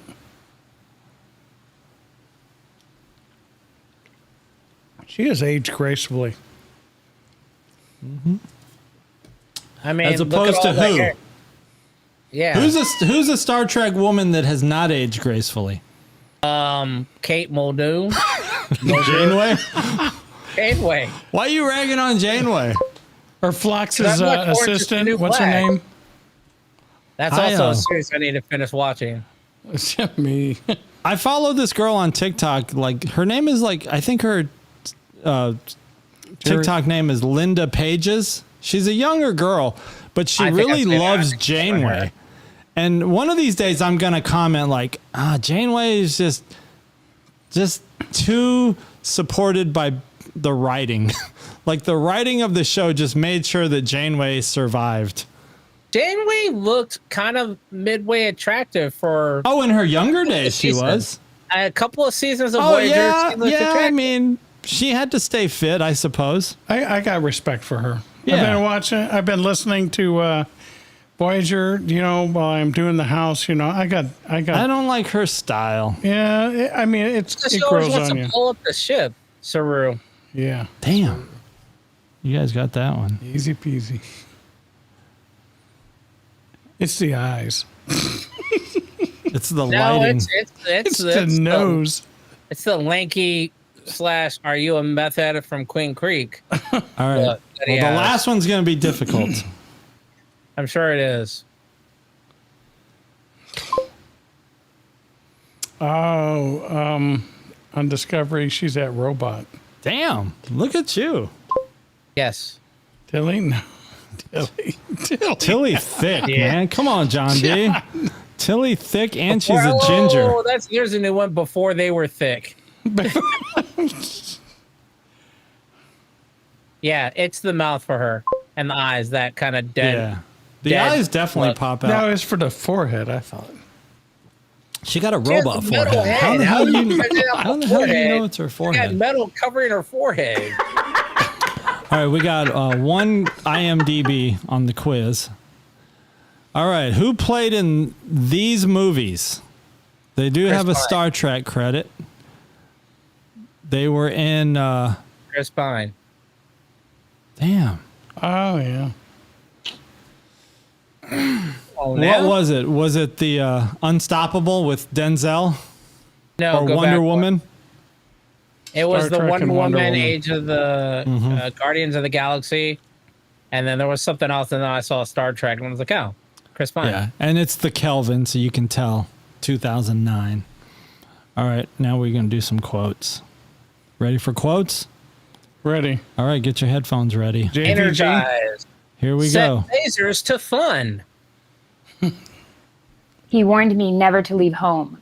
He said there were plenty of business opportunities right outside my door. But no, I had to follow the 75th rule of acquisition. Pork. Home is where the heart is, but the stars are made of latinum. A lifetime of scheming and plotting, wheeling and dealing, and what has it gotten me? That's Quark. DS9. That's a bar. Quark all over. That's too easy. Once she said the 75th rule. The Quacker, John B. No, actually, I just saw that. He warned me never to leave home. He said there were plenty of business opportunities right outside my door. But no, I had to follow the 75th rule of acquisition. I like the tricorder he had on the left side of it. Well, you're going to get to see it again. Here's the next one. I've had the opportunity over the last few days to learn something about your culture. your great accomplishments. Consider the breakthrough into transwarp, an incredible achievement, and yet your ancient doctrine predicted terrible disasters if it were even attempted. Ooh, that's a tough one. Gold Ducat. But you should get it. You said you've been watching. But some transwarp is only mentioned in, Can we see that again? in Voyager. Aha. So that limits down who said it. I've had the opportunity over the last few days to learn something about your culture, your great accomplishments. Consider the breakthrough into transwarp, an incredible achievement, and yet your ancient doctrine predicted terrible disasters if it were even attempted. I don't know who said it from Voyager, but Any guesses in the chat on that one? The dude on the time ship. Also, he was on RoboCop. Peter Weller? No, it's the other dude. Jason Alexander. Oh, that's the time ship. I'm going to play the reveal. Ready? It's the one where Chakotay and Paris. I've had the opportunity captured. over the last few days to learn something about your culture, Oh. your great accomplishments. Consider the breakthrough into transwarp. Yeah. I have to shorten these because I got copyrighted a few weeks ago. So I can't play anything more than 10 seconds, unfortunately. But yeah, that was Chakotay. You know, there was an episode, I was confused the other day watching DS9 when they have to evacuate because the circle, right? The circle is going to come take over Tarek Noor. And Cisco says, "Get me Admiral Chakotay on, on the communicator or whatever." But it's not Chakotay. It's some other dude. So I was like, who the hell is this Chakotay? I know his dad passed. Yeah. Chakotay's dad passed. So. As though he is far from his stars of own. All right, let's burn through a couple, like 10 multiple choice on species. All right, green. Which species is Lieutenant Dax? True. B. What species is Crewman Hoshi Sato? B. Human. B. All right. What species is Lieutenant Ilya in Star Trek The Motion Picture? A. Deltan. Kirk unit. What species is Lieutenant Savick? Vulcan. Oh, Savick, yeah. A. Rotten Vulcan. What species is Commander Michael Burnham? A. Oh, man. Even though she pretends that she's a Vulcan. What species is Lieutenant Ariam? Oh, we just talked about her. Orion? Ariam. Orion. See, human. She's the robot we were just looking at with the... With the forehead. Yeah. According to you. What species is Commander Tuvok? This is too easy. Vulcan. This is definitely for the beginners. What species is Boimler? You won't know that one. I tried to take the cartoon stuff out of here. Oh, well, you should know it from the crossover episode. B. What? B? No, he's human, man. Come on. Oh. He's the crossover, Oh, yeah. So he's human. See. what species is Spock's mother, Amanda Grayson? B. Human. What species is number 1? A. You going A? A. A all the way, yeah, baby. What species is Lieutenant Emress in the animated series? A. Oh. Feline. Meow. What species is Tuvok? Wait, didn't we already do this one? Oh, and the answer is already there. Vulcan. That must have been a copy and paste error. What species is Dr. Phlox? Inobalan. See, you can tell the real Trekkies here. I like Phlox. Yeah. He survived injection from Borg nanoprobes. What species is Ensign Ro Loren? C. Ooh. Bajoran. What species is Saru? Kelpian. Kelpion. All right. Good No job. more Kirk units. Y'all are successful at that.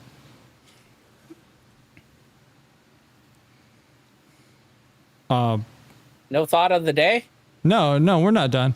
I was going to, so in the description, to stay true to our thumbnail, the question being asked was, and we've been touching on this the last couple episodes about humanity on Earth, like being able to achieve warp drive, and it's going to take World War III for a reset.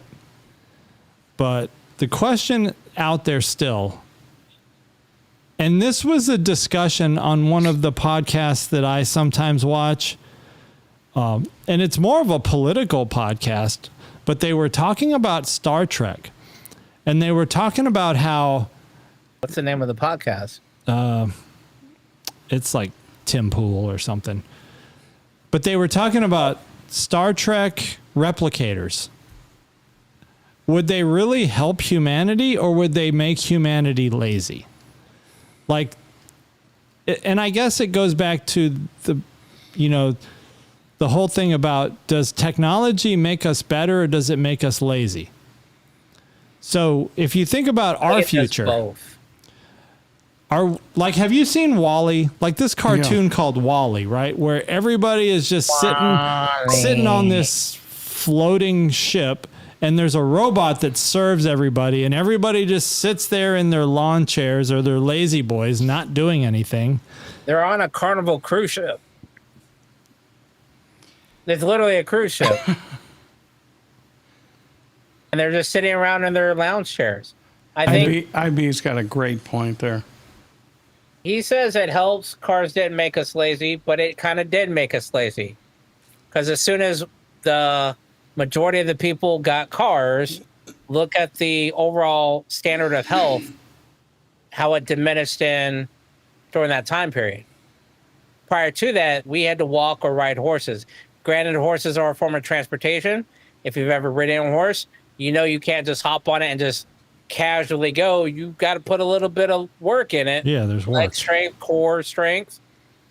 But we got cars. People got lazy about it. You stop walking. You stop walking on the average, people started becoming obese and not physically fit for training. I mean, I'm a big-ass dude. I'm not physically fit to join any kind of military, but back then, the average kid, 18 to 30-year-old, could be drafted into the military because they were physically fit and able to do so. I think it would help and hurt at the same time. And it would help to alleviate some of the stresses that people need desperately today, like homeless shelter, people that are homeless, things like that need food. Third world countries where they need food. But at the same time, I think it's going to allow a small component to abuse it. To do the unnecessary shit. If every family had a replicator that was free, right? If you could just have a free replicator that could make your food and make little basic household items. Like a 3D printer? Almost, yeah. Except it also made food. I see what you did there. Would we get lazy?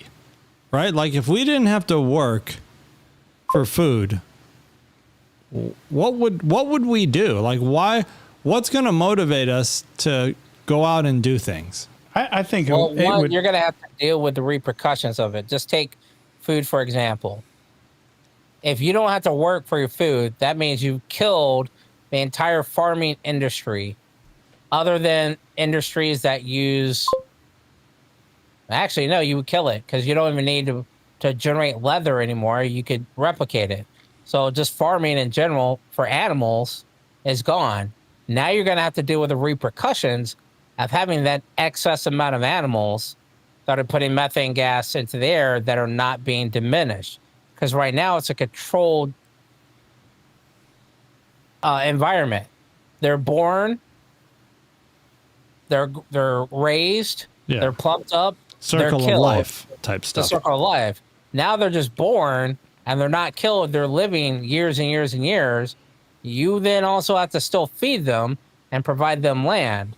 So unless you decide to kill off and keep that, unless you plan to just stop it and be like, hey, by the year 2050, farms can only have 10 cows.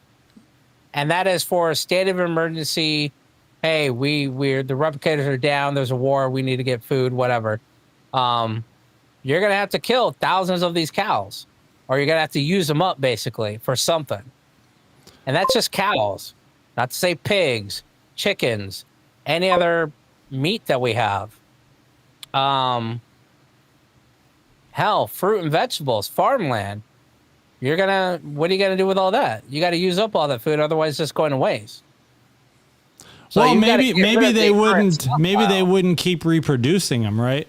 Because right now those types of animals are, they make them reproduce, right? Correct. They promote their reproduction. So you already have a stock full of, let's say, on a farm, you probably have 100 calves that were born last year that you're now going to have to contend with. And if you stop it, you're going to have to contend with those 100 calves and then sterilize the rest of them so they don't breed anymore. But then you're killing off a species by doing so. What do you think that does? What does that do to humans? Like, what's going to happen to humans? Do they get lazy? They're now going to have to offshoot. Those people that were working those farms are no longer needed. Now they don't have a job. Yeah, but they got a replicator. I think people are going to take advantage of it, and I think people are going to use it for what it's for. Apollo 13, they had an explosion. I don't know if you guys remember this. Something to do with the oxygen scrubber. If they had a 3D printer, they wouldn't have any problems. They could continue the mission and everything. But people, if I would have that explosion to begin with, if they had a replicator. If I had all right, no. a replicator, I'd be eating smoked brisket every day. It's like my daddy used to say, it's nice to carry on, but don't get carried away. And with everything gets carried away. I mean, unless you're going to take the cows and put them in a huge. Oh, I guess you could still farm out because you still got to. It's not something from nothing. You have to have the protein, so you could still farm cows and kill them, and then you just sit out a cube of protein that you would then have to pick up at your local replicator refueling depot because you got to have proteins to replicate. Because they mentioned that several times, a protein resequencer to generate food. So, but you're not going to need farmers. You're not going to need the farm land. But like John B. said, the rich people might still want real meat and not replicated meat. But you're thinking about maybe a town. We're talking about the entire planet. Yeah. And then what are you going to do with all the fish? Do you think... So what you were saying last week or the week before is that over time, after or do we need this to get to that utopia, right? Like for us to achieve this whole Earth is utopia, right? Like the way they paint that picture. Game. It is a Earth Squid Game. You're going to have to go through, like John B. says, you're going to have people that abuse the system, gorge themselves out, and they're basically going to kill themselves. And that's going to lead to a loss of population. It may not be to get where we're going. We may not need a World War III. We could just die and kill ourselves off naturally because people are like, oh, well, I don't have to have a job anymore. I could just replicate anything. I'm going to replicate McDonald's. Yeah, I'm going to replicate Long John Silver's or Red Lobster or whatever. And now you're not doing anything to warrant that. It's not like you got to exercise to get the credits for it. So do we end up like Wall-E? We end up like Wall-E for a good majority of time until we are no longer able to produce, which is going to lead to no longer basically we're just living what we have, and then they die off, and we don't produce until somebody's like, well, shit, we're getting pretty low on the people toll here. We used to have billions, and now we're down to 1 million on an entire planet that used to sustain trillions of people, or I don't know how many people are on the planet, but you're going to have very few, and then nobody is reproducing. That number is going to constantly dwindle down and down and down until they're like, well, how do we fix this? Well, we can't take away replicators because that's how we get food. Well, let's limit the use. I mean, one way you could limit the use of the replicator. You could have people physically work to do credits to get the replicator. So you're getting exercise. You're just not lounging around in your chair. I mean, in the Enterprise, in the show Enterprise, all they had were protein resequencers. I don't think they had full-blown replicators at the time. They only had protein resequencers. They could replicate food, but they could not replicate materials. And Enterprise had the most advanced technology available to Earth, right? Because even transporters weren't available like in everyday Earth life. That was just top secret, top technology stuff. Enterprise had it, and maybe very few top secret areas on Earth. But so by the time Enterprise was out, so by the time we had warp drive on Earth, we had protein resequencers. So how was Earth a utopia if all we had were protein resequencers, which I would say, because Enterprise had it, is it even known that all of Earth had that type of technology? Or was it just something Enterprise might have had because it was the state-of-the-art stuff? I think certain facilities had it. I think it was one of those. Because I still like question. If you're at a military base or a corporation that you did big contract work and you didn't have, because you had the World War III, you didn't have the materials to just cook up steak, whether it was actually just a steak or ground up hamburger meat. You didn't have that, so yeah, I think large facilities got protein resequencers. I don't think it was an everyday thing. I think people went places to get the food, kind of like in the Depression days. Go get your bread and water or whatever. And I think people that were lucky enough to work at those facilities got that. But I don't think protein resequencers, I don't believe was like an every household type of thing. Unless it slowly became, I think it went the way of like all technology. I mean, I remember back in the day going to people's houses when I was really young, and they didn't have a TV. And I was like, what the fuck do y'all do? What do you do? Oh, well, we read books, we play, we listen to the radio. What the fuck? Oh, you don't have a TV? Like, and if they did have a TV, it was like a 9-inch black and white TV, like with an antenna. And it's like, what the hell? And then, slowly more and more TVs came out. And then I would go to visit other relatives, and they had the big ass cabinet, looked like a dresser TV with a turntable and stereo on top and the speakers on the side. And then we had one of those. And then I don't know why, but I apparently this was something in black households. When you got the new TV, the modern day TV, it was a CRT, but that would just sit on top of the old TV. Yeah, like it was a piece of furniture.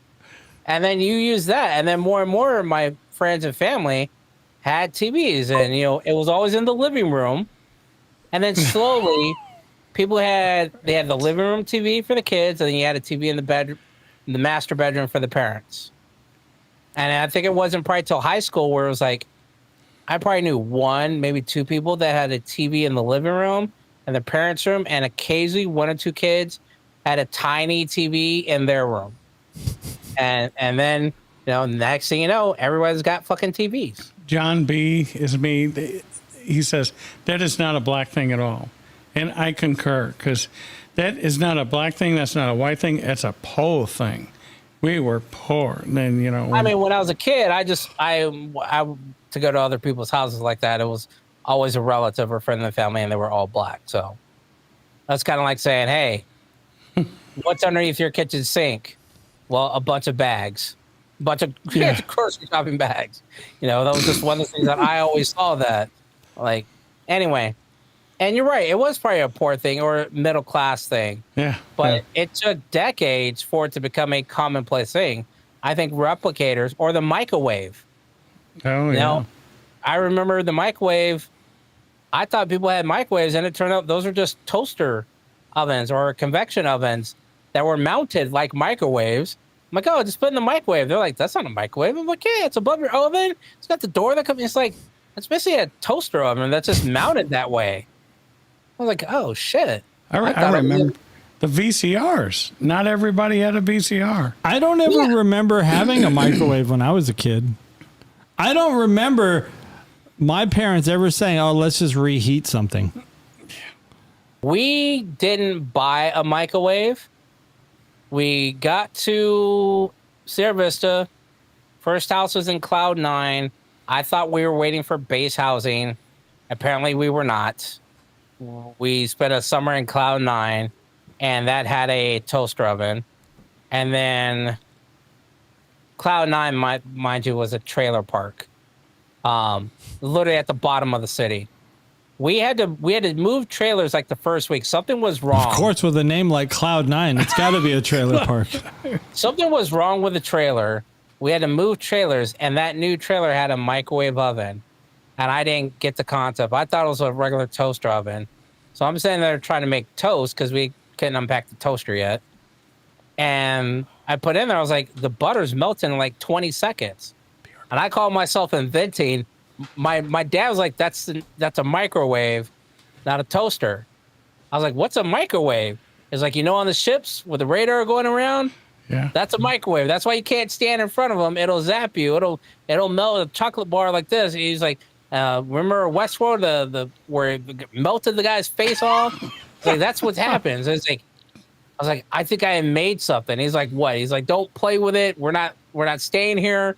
We're like renting this house till our house gets available. I'm like, no, Dad, I invented this. He's like, what? And he's like frustrated. He's like, what, son? I was like, watch. And I got frozen butter, smeared it on bread, and put it in there. I was like, wait. He's like, what? You just put microwave and you just toasted bread. I was like, but it's microwave toast. Look, the butter's all melted. I think when I invented it, I probably ate an entire loaf of bread that day. Yeah. Like, those are good times. Good old days. But it wasn't until, you know, after we never actually went out and bought a microwave. I think after we left out of there, every house that we came with, either my dad said we had to have it or my mom, who was bougie, said the house needs to have a microwave. So every house after that, we had a microwave. I take it back. One had a microwave. It lasted a couple of years. And then my dad came back from TDY and he brought a microwave with him. That was our first. Because he brought the microwave home and a Tandy TRS-80 computer. So I think replicators were going to go the same. I would say replicators would go the same way of that if we had replicators when we grew up. Mm-hmm. I think that's what would happen. I agree. Fast forward, I don't think that's going to happen with this generation.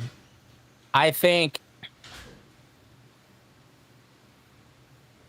I'm going to say 20 to 30% of them will use it. And I think I don't know if it was John B or IB said they're going to use it for junk food. But I think one of them also mentioned in the chat was because it's a protein resequencer, they may be able to program it so that the food that you eat out of there is 90% healthier. Even if it's like a candy bar. So even if you eat a candy bar, it's going to be like a zero sugar candy bar. Oh, by the way, there might be a raccoon under your caddy. Uh-oh. Man, I was face to face with it while I was draining the cat. Look, you don't want me to come out there. Patty would hate me after a day. Because the first thing I'm doing, I'm probably going to hit up PBG. I'm like, hey, you got a 22 I can borrow for the afternoon? And then I'm going to set up shop and I'm plinking everything that moves. 5.56 and a 9mm. Well, People do that. yeah, but I'm doing it on your house. I know you. We are a sanctuary property. Oh yeah. See, I think it'll be abused for a couple of generations. Even with. But how does it ever get corrected? Like, how does the course correction ever happen? Natural selection and people dying off. Like I was telling them, even if you're eating a candy bar that's sugar-free, you're still not doing anything. Right now, we all have to get up and go to work and do something to get money, and then have to get in our cars to go drive somewhere to buy food, and then stand up in a kitchen and cook it. With that, you don't. So you're not working to get anything. It's instant gratification, which leads to instant, I'm not doing anything, and you become Wall-E. And look at what happened with Wall-E. People stopped interacting, just eating food. Even though they were eating healthy food, if you don't exercise the bare minimum, you're going to get overweight and you're going to die. You're not going to reproduce because the joke is, and yes, I was part of this joke at one point, 2 big people ain't allowed to have kids. John B says we got to pay for energy unless it's all, unless we come up with some arc Tesla. reactor or something. No, it's wireless energy. Tesla invented wireless energy before, and that's what got them shut down. The whole DC versus AC Dilithium. thing. What if we use dilithium? Once that generation of people die off, once the Wall-E generation dies off, someone is going to spark the idea of, hey, we should probably start having kids again. We should probably start doing something else. And if we stop having kids, then we won't be around, right? Why wouldn't you? You're eating healthy food. You're forced to eat healthy food. You got a replicator. But you're not going to change. So if I ate nothing but healthy food right now, let's say the replicator got, boom, plopped on my desk, I can eat whatever. Even if I just ate healthy, if I don't do anything, it's not going to change what's already occurred to my body. My body. It would taste like shit, too. Your body. So why now? It would taste like shit, too, if it's healthy. I beg to differ. I used to say that about zero sugar drinks and diet sodas until it's just a matter of adjusting your body to it. Yeah. Diet Dr. Pepper, they got it going on. I told Tom this. Diet Dr. Pepper is one of the only sodas that tastes like it's normal drink without having sugar. And then next to that, I think was, well, I tried a couple, but Diet Pepsi, it's to the point where I can taste the difference when I go someplace. Like if I go to McDonald's or whatever, I'm like, yeah, let me get a Diet Coke.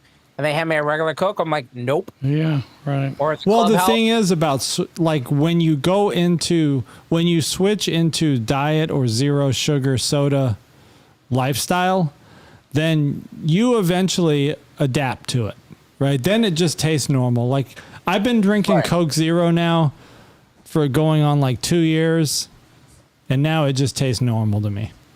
So, and when's the last time you had a regular Coke? 2 years. How do you think you should try a regular Coke and see the difference? You will be turned off from it. You'll be like, ew, I don't like this. It's crazy.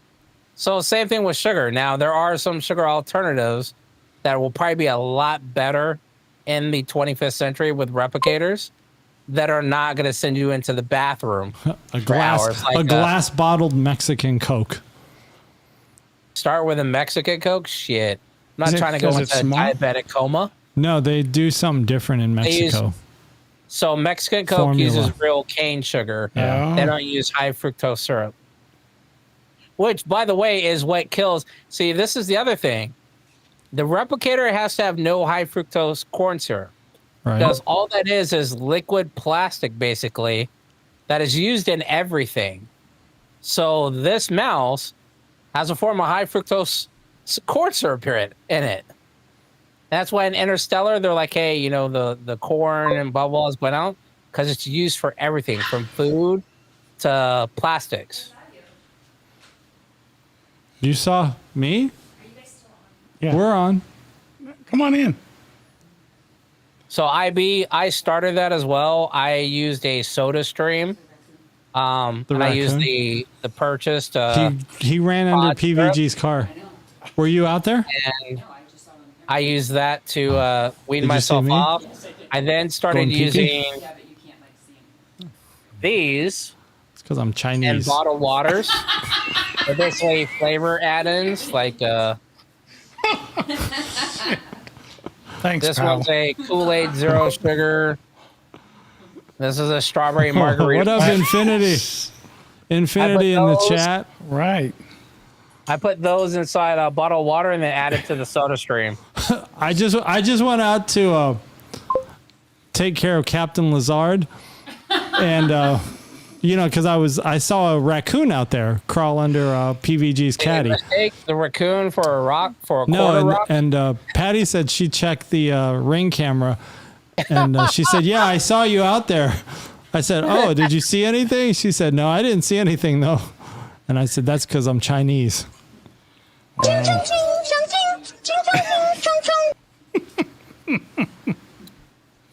But they say, what do they say? They say once you go Asian, you don't go back to Caucasian. That's what my wife says. Yeah, I'm pretty sure they do not say that because that is some very, very unrhythmic, unrhyming verbiage. That's like reading a Bible verse. I have not heard that one. Like DJ Infinity of all times to log in. I mean, it's true. We're past the 2-hour mark, so there's like no holds anything barred. Goes. I think we'll lose 20 to 30% of the population with a replicator, and then it will from natural selection and death and laziness. And then I think people will say, well, if we can replicate food, we can replicate other materials. And then people will possibly get more into recycling. So versus farming, where you have farmers out there doing it, now you're going to have people out there doing the recycling to make these blocks of raw material that could be put out and be like, all right, now, and then you get the upgrade from, oh, you just got a regular replicator, a food resequencer. Well, now you can buy the upgrade, have a resequence and matter resequencer as well. So now you can make food and products. And then I think you will get a little bit of a die-off from that. Again, people not doing shit. But why would they ever do shit if you have a replicator that can make food? Because you want more. What more is there if the replicator can make everything? I don't want to drive my car. I don't want my car to touch the ground anymore. So I'm going to replicate the parts that I think. I'm going to do a PVG and go on YouTube and go on Reddit and look up a code where a guy says, I built this with my thing, and now my phone never touches my desk. It just floats because I got this magnet sensor. Is that wishful thinking, though? Like what John B is saying, there's always more. Is that wishful thinking that at some point, like think about today's society? Do you think today's society wants more? What is that big ass beetle? Did you let a big beetle in? So here's the thing with that. I don't think it's going to be a necessity. I think that is what is going to spark the innovation era. It's going to be like 2 or 3 generations away from us where they're going to be like, we want more, but they're not going to have a need. Like we had a need for television. We had a need for radio. We had a need for these. Now they don't. Now it's just unlock your imagination. Okay, we want a flying car. I want to watch a phone that I could that hits what were those things we used to slap on our wrist back in the day? Wrist slap bracelet. Slap bracelets, yeah. That's my phone. And I want to project my computer holographically. So you're saying like an Apple Watch on a slap bracelet? No, because Apple sucks. But what I'm saying is, now that you have a replicator that can do not just food, we're but trying also to get them to material, sponsor us, so please don't badmouth Apple. Right. Oh, I'd there's rather a have chance. Canada Dry Zero sponsor us. I'm working on it. What's our correct? Crewman Sherry is still in the chat. Yeah.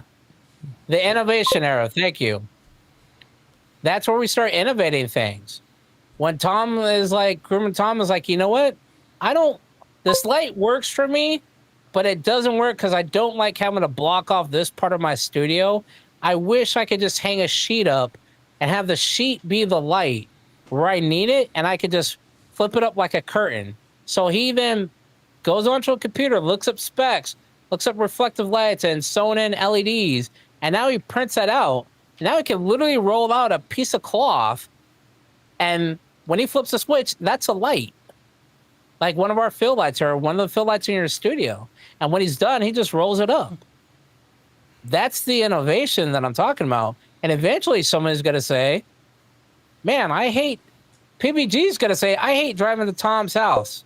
This road is crap. I always hit these bumps. There's always shit in the road that I got to possibly hit after having 27 twisted T's. Yep. I wish I could float through my caddy. My caddy floats on smooth roads. I wish I could just float it across the ground. Or better yet, I wish I didn't have to take this road and I could float it across this field because there ain't nobody there because all the cows are gone. How about a transporter? Leads to innovation. But you gotta get to a point where all the old shit has been done and open your mind. Like the Matrix. Open your mind. So to wrap it all up, as we wind it down, are you saying we're going to go through a phase of being in a Wall-E world? Yes. And then eventually we'll end up in a Star Trek type world. If we're not forced into it by some sort of world, natural disaster, global natural disaster, or But don't you think we need a worldwide natural disaster? That will only push it forward, and it's going to be at a much greater cost. Like, do you think the world population is too high? What are you, fucking Thanos? I'm just saying. I'm saying the world population is not too high. It is high only because we're unwilling to explore the rest of the world. So we're all just congregating. Everybody's congregating in these big cities. In the villages. So we have, and I understand we have to have national forests and all that, but again, we have the ability to put a space station in space. We have the ability to send a submarine to the bottom of the ocean. Why can't we build an underwater city? Oh, like that Titanic submarine? No, I meant like the real ones that don't fucking blow up. Oh. Or implode. You have the ability of, and that would be twofold. If you off the coast of San Diego, pick an island, wherever, off coast of somewhere that is a stable shelf, you could build an underwater community there.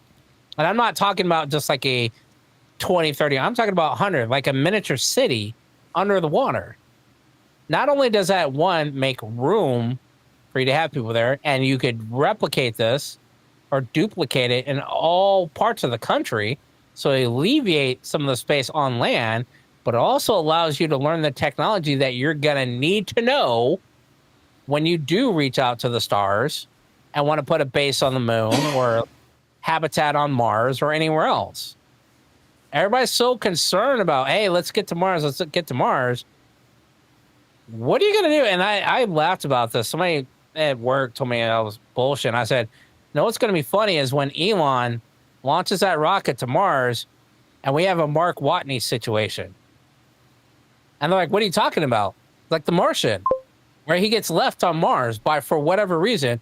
What are you going to do if you don't know how to build a habitat there or provide a habitat, sustainable habitat for them to stay at? You're going to send these people to a place that is way further away than the moon. How far off are we from that, though? 100 years? No, from having a habitat on Mars.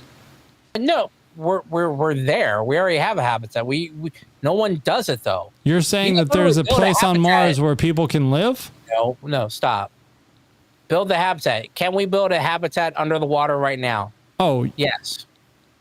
Yes, we can, because it's the International Space Station. We've had the International Space Station in space, in the vacuum, under pressure for years. And people are still up there, constantly up there. We can replicate that under the water. Just people don't choose not to do it. Well, but there's still places on land they can do it. There's no point in doing it on land unless it's under the pressures of water or space. The International Space Station is significant because we can build a habitable location. Granted, the ISS still gets resupplied from Earth. But you're talking about for the sake of the future, we should be exploring technology like building these habitats underwater so that it makes us better to do it off-world. Exactly. And a I safer agree with environment. DJ Infinity. Yes, they are two different pressure resistances, but it's the same principle. They're not exactly the same. What I'm saying is this. You both have pools. Let's say you built I forgot what it's called, not a biosphere. It's basically a dome where you literally could go either one of you could go out to a feed store, buy a metal tube, a metal circle, anchor it, put some bricks on it, anchor it down, pull it underwater. It's not biodome either. And go dive into your pool, pop up underneath that ballast basically, and breathe. Now you could do that on a much larger scale and even pipe in air from outside to keep it there. What I'm saying is, if something goes wrong, you can come out of there and swim up. Even if you put it in an Olympic-sized pool that's, let's say, 50 meters deep, if something happens to you while you're underneath there, you can pop up and come up. It's safer. You can't do that in space. In space, if something happens, you either got to send up a rocket, because none of the shuttles are going up, or hope that there's a Soyuz escape pod there and shoot off from there. So exploring something in the water allows you to develop the protocols, procedures, and technology that you can then implement everywhere else. So you're saying doing it underwater is kind of like the dry run.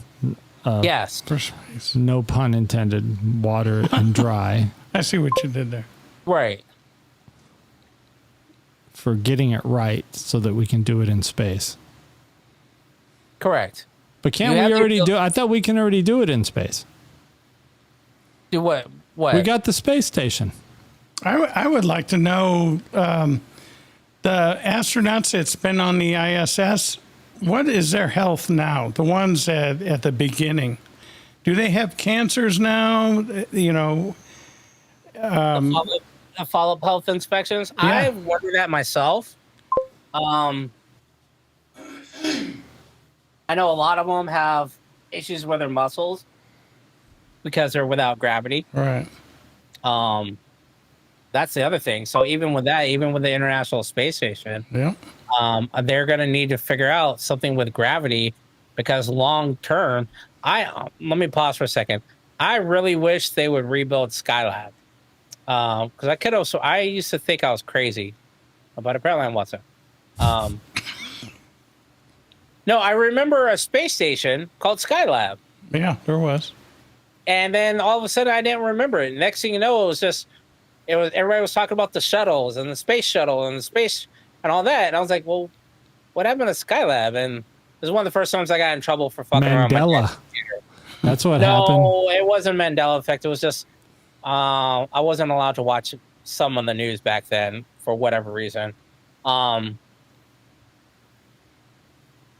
It was because other things were more newsworthy, and I did not know that Skylab fell back and crashed in Australia until years later. I'd already graduated high school. A couple of times I had asked about it, but everyone's like, I don't know what you're talking about.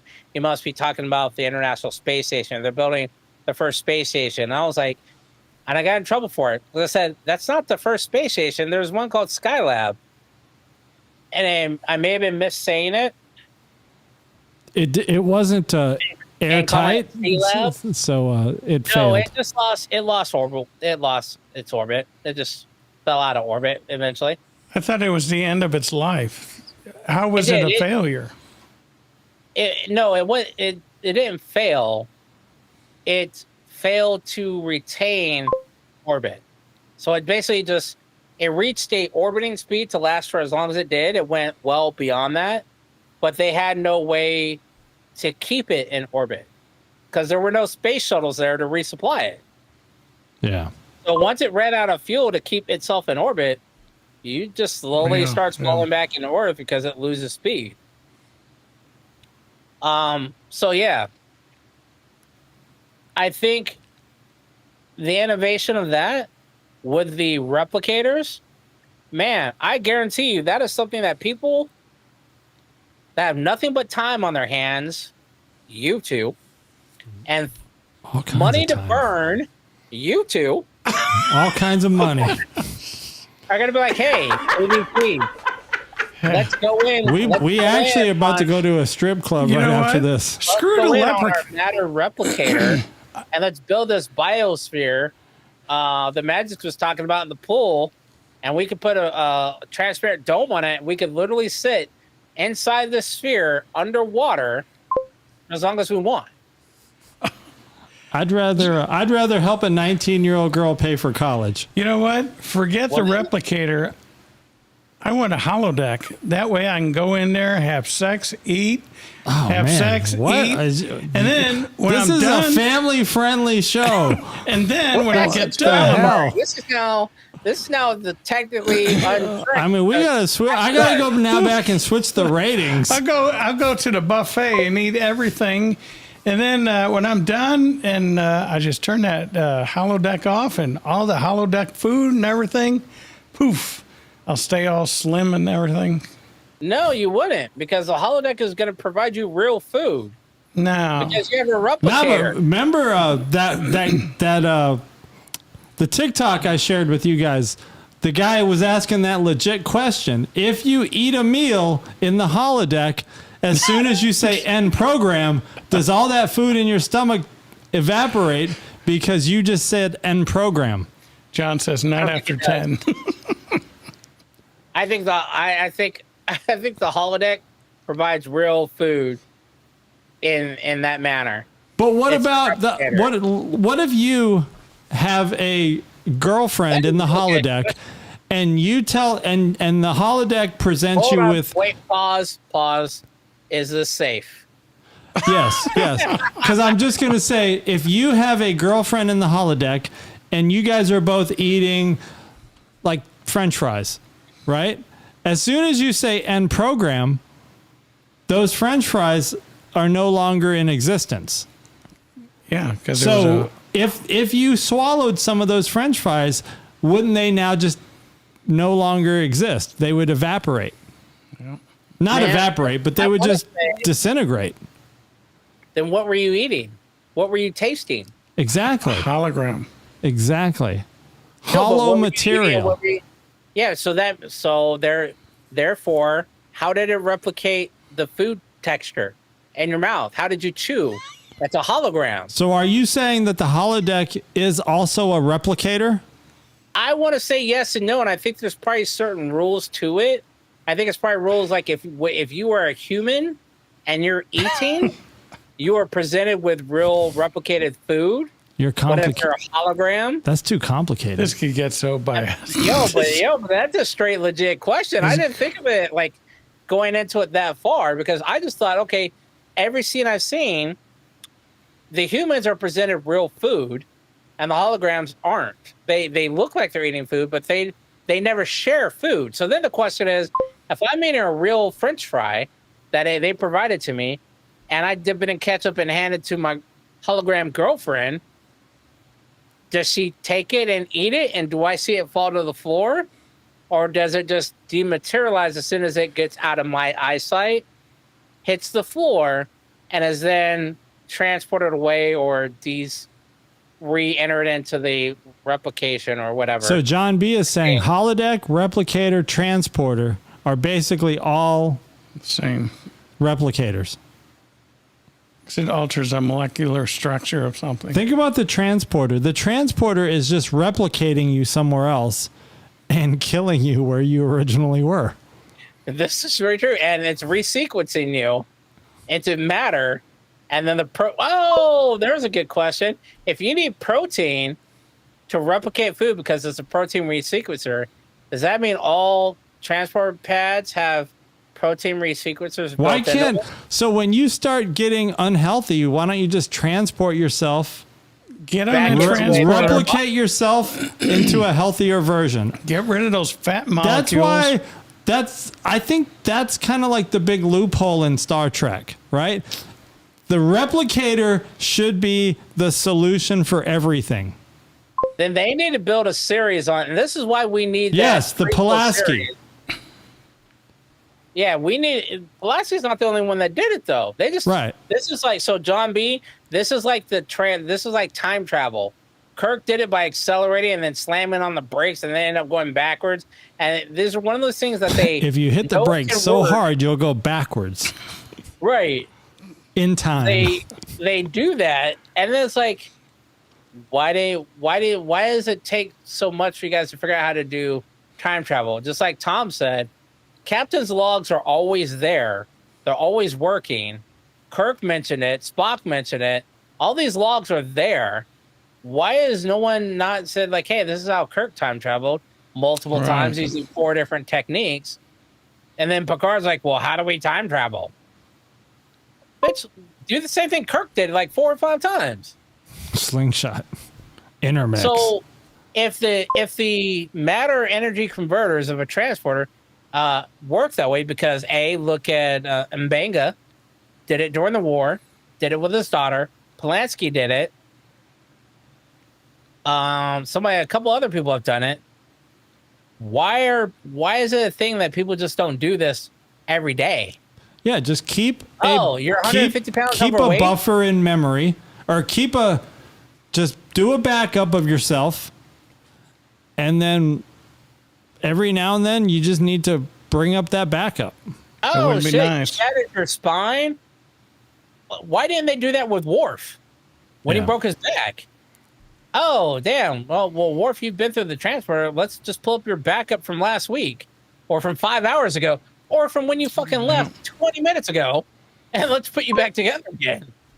Why would they even need a doctor anymore? EMH. I mean, you can literally, you would need more. You need a doctor / engineer. You need a Bashir. Yeah, you need someone that can still take care of your common headache. No, you need somebody here who knows biology that says, hey, we need to keep these genes here. We can only remove X amount of fat cells. These are cancer cells. These are potentially cancer cells. To say we can remove this, this, and this, but don't do anything with these. You're going to need somebody that can tell the difference. Yeah. All right. So I think, I don't know how we got him. Tom fucked us up with this one. No, that's my fault. Because I went to the bathroom. I went to the bathroom. I don't know what happened. There was a raccoon out there. It threw me off. But you never said what you think, though. You asked me in PVG. What are your thoughts? You think we're going to Wally? I think we're going to end up in a Wally world. I don't think we're ever going to see a Star Trek world. I think we're going to end up in Wally world, and humanity just cannot get over their own instinctual laziness. So we're going to end up in a Wally world that leads into a Matrix world? We're living in virtual reality, and we think what's that show called? Is it called Surrogate? It's a movie, right? Where we just hook our brains up, almost like VR, like Ready Player One type stuff. Look at what DJ Infinity's saying. That is so true. Ready Player One is going to be our future. We're just going to put on the VR, and that's it. If we have food replicators and VR goggles, why do we ever need to do anything? That's going to be Matrix style. Yeah. I think that's our future. Somebody's going to want to get out. You're going to have that faction that says, I'm tired of this. But it's not going to be enough. I don't think it's going to be enough of society. Break out. I think you're going to have a small pocket of people like in the Matrix. So are you going to say there's going to be a small pocket of people that's going to save the rest of people? So you're looking at saving the rest of people. I think it's going to go. I honestly, if we go the way that you're talking about with your scenario, you're going to have a group of people that are like, this isn't right. Because what you're saying is eventually people are just going to say, this is reality. We're living our best lives. This is reality. And someone's going to say, something doesn't seem right here. And they're going to say, oh, they're going to look behind the curtain and be like, oh, we're just sitting in chairs. And they're going to find other people. They're going to hunt other people that say, I can't be the only one that thinks this. Because that's instinctually what humans will do. When you see something wrong, you're going to have people that are going to either accept it or fight against it. In that case, you're living in the Matrix world where you get one or two people that say, hey, this is right. I believe What you. if it's not even though a full-time Matrix? Like, what if it's just like for a few hours a day, you put on your VR, you've got a replicator. And what are you doing the rest of the time? What are you doing eating food from your replicator. What are you doing when you're not in your VR world? Sleeping. Sleep in your VR world. Pooping. No, I mean, if you're in the VR world, you got to be awake. Not necessarily. If it's fully immersive. So I mean, I think Wall-E is what's going to happen. Wall-E is going to happen. I think I agree with you unless there's that interaction. That's the slow version of getting to the 25th century, which is going to take hundreds, if not 1,000 years. The work ethic is no longer like it was yesterday. The USS Symphony of the Seas. Yeah, it's going to be, The USS Carnival. I almost texted you yesterday. I came out and my mom was watching Fox News and they were just bashing everything. Everything that was Democratic. They were like, yeah, this other party. I was like, and finally I was like prepping like chop suey. I was like, what are you watching? And one of the polls was how proud or patriotic people feel in the U.S. And they're saying that the poll is down to like only 27% of this poll of hundreds of people feel that they're proud of America or proud to be an American citizen. And they're like, oh, that's so far down from just a few years back. And the guy jumps in, well, that's because the Democratic Party, blah, blah, blah. That's the laziness. And I don't think it's an issue of people being proud. I think it's people not falling for the same okie doke or same line of bullshit they've been fed or that our parents and our grandparents were fed. Well, it's that phrase that we go back to every now and then, right? Like, tough times make strong men make good times make weak men make tough times.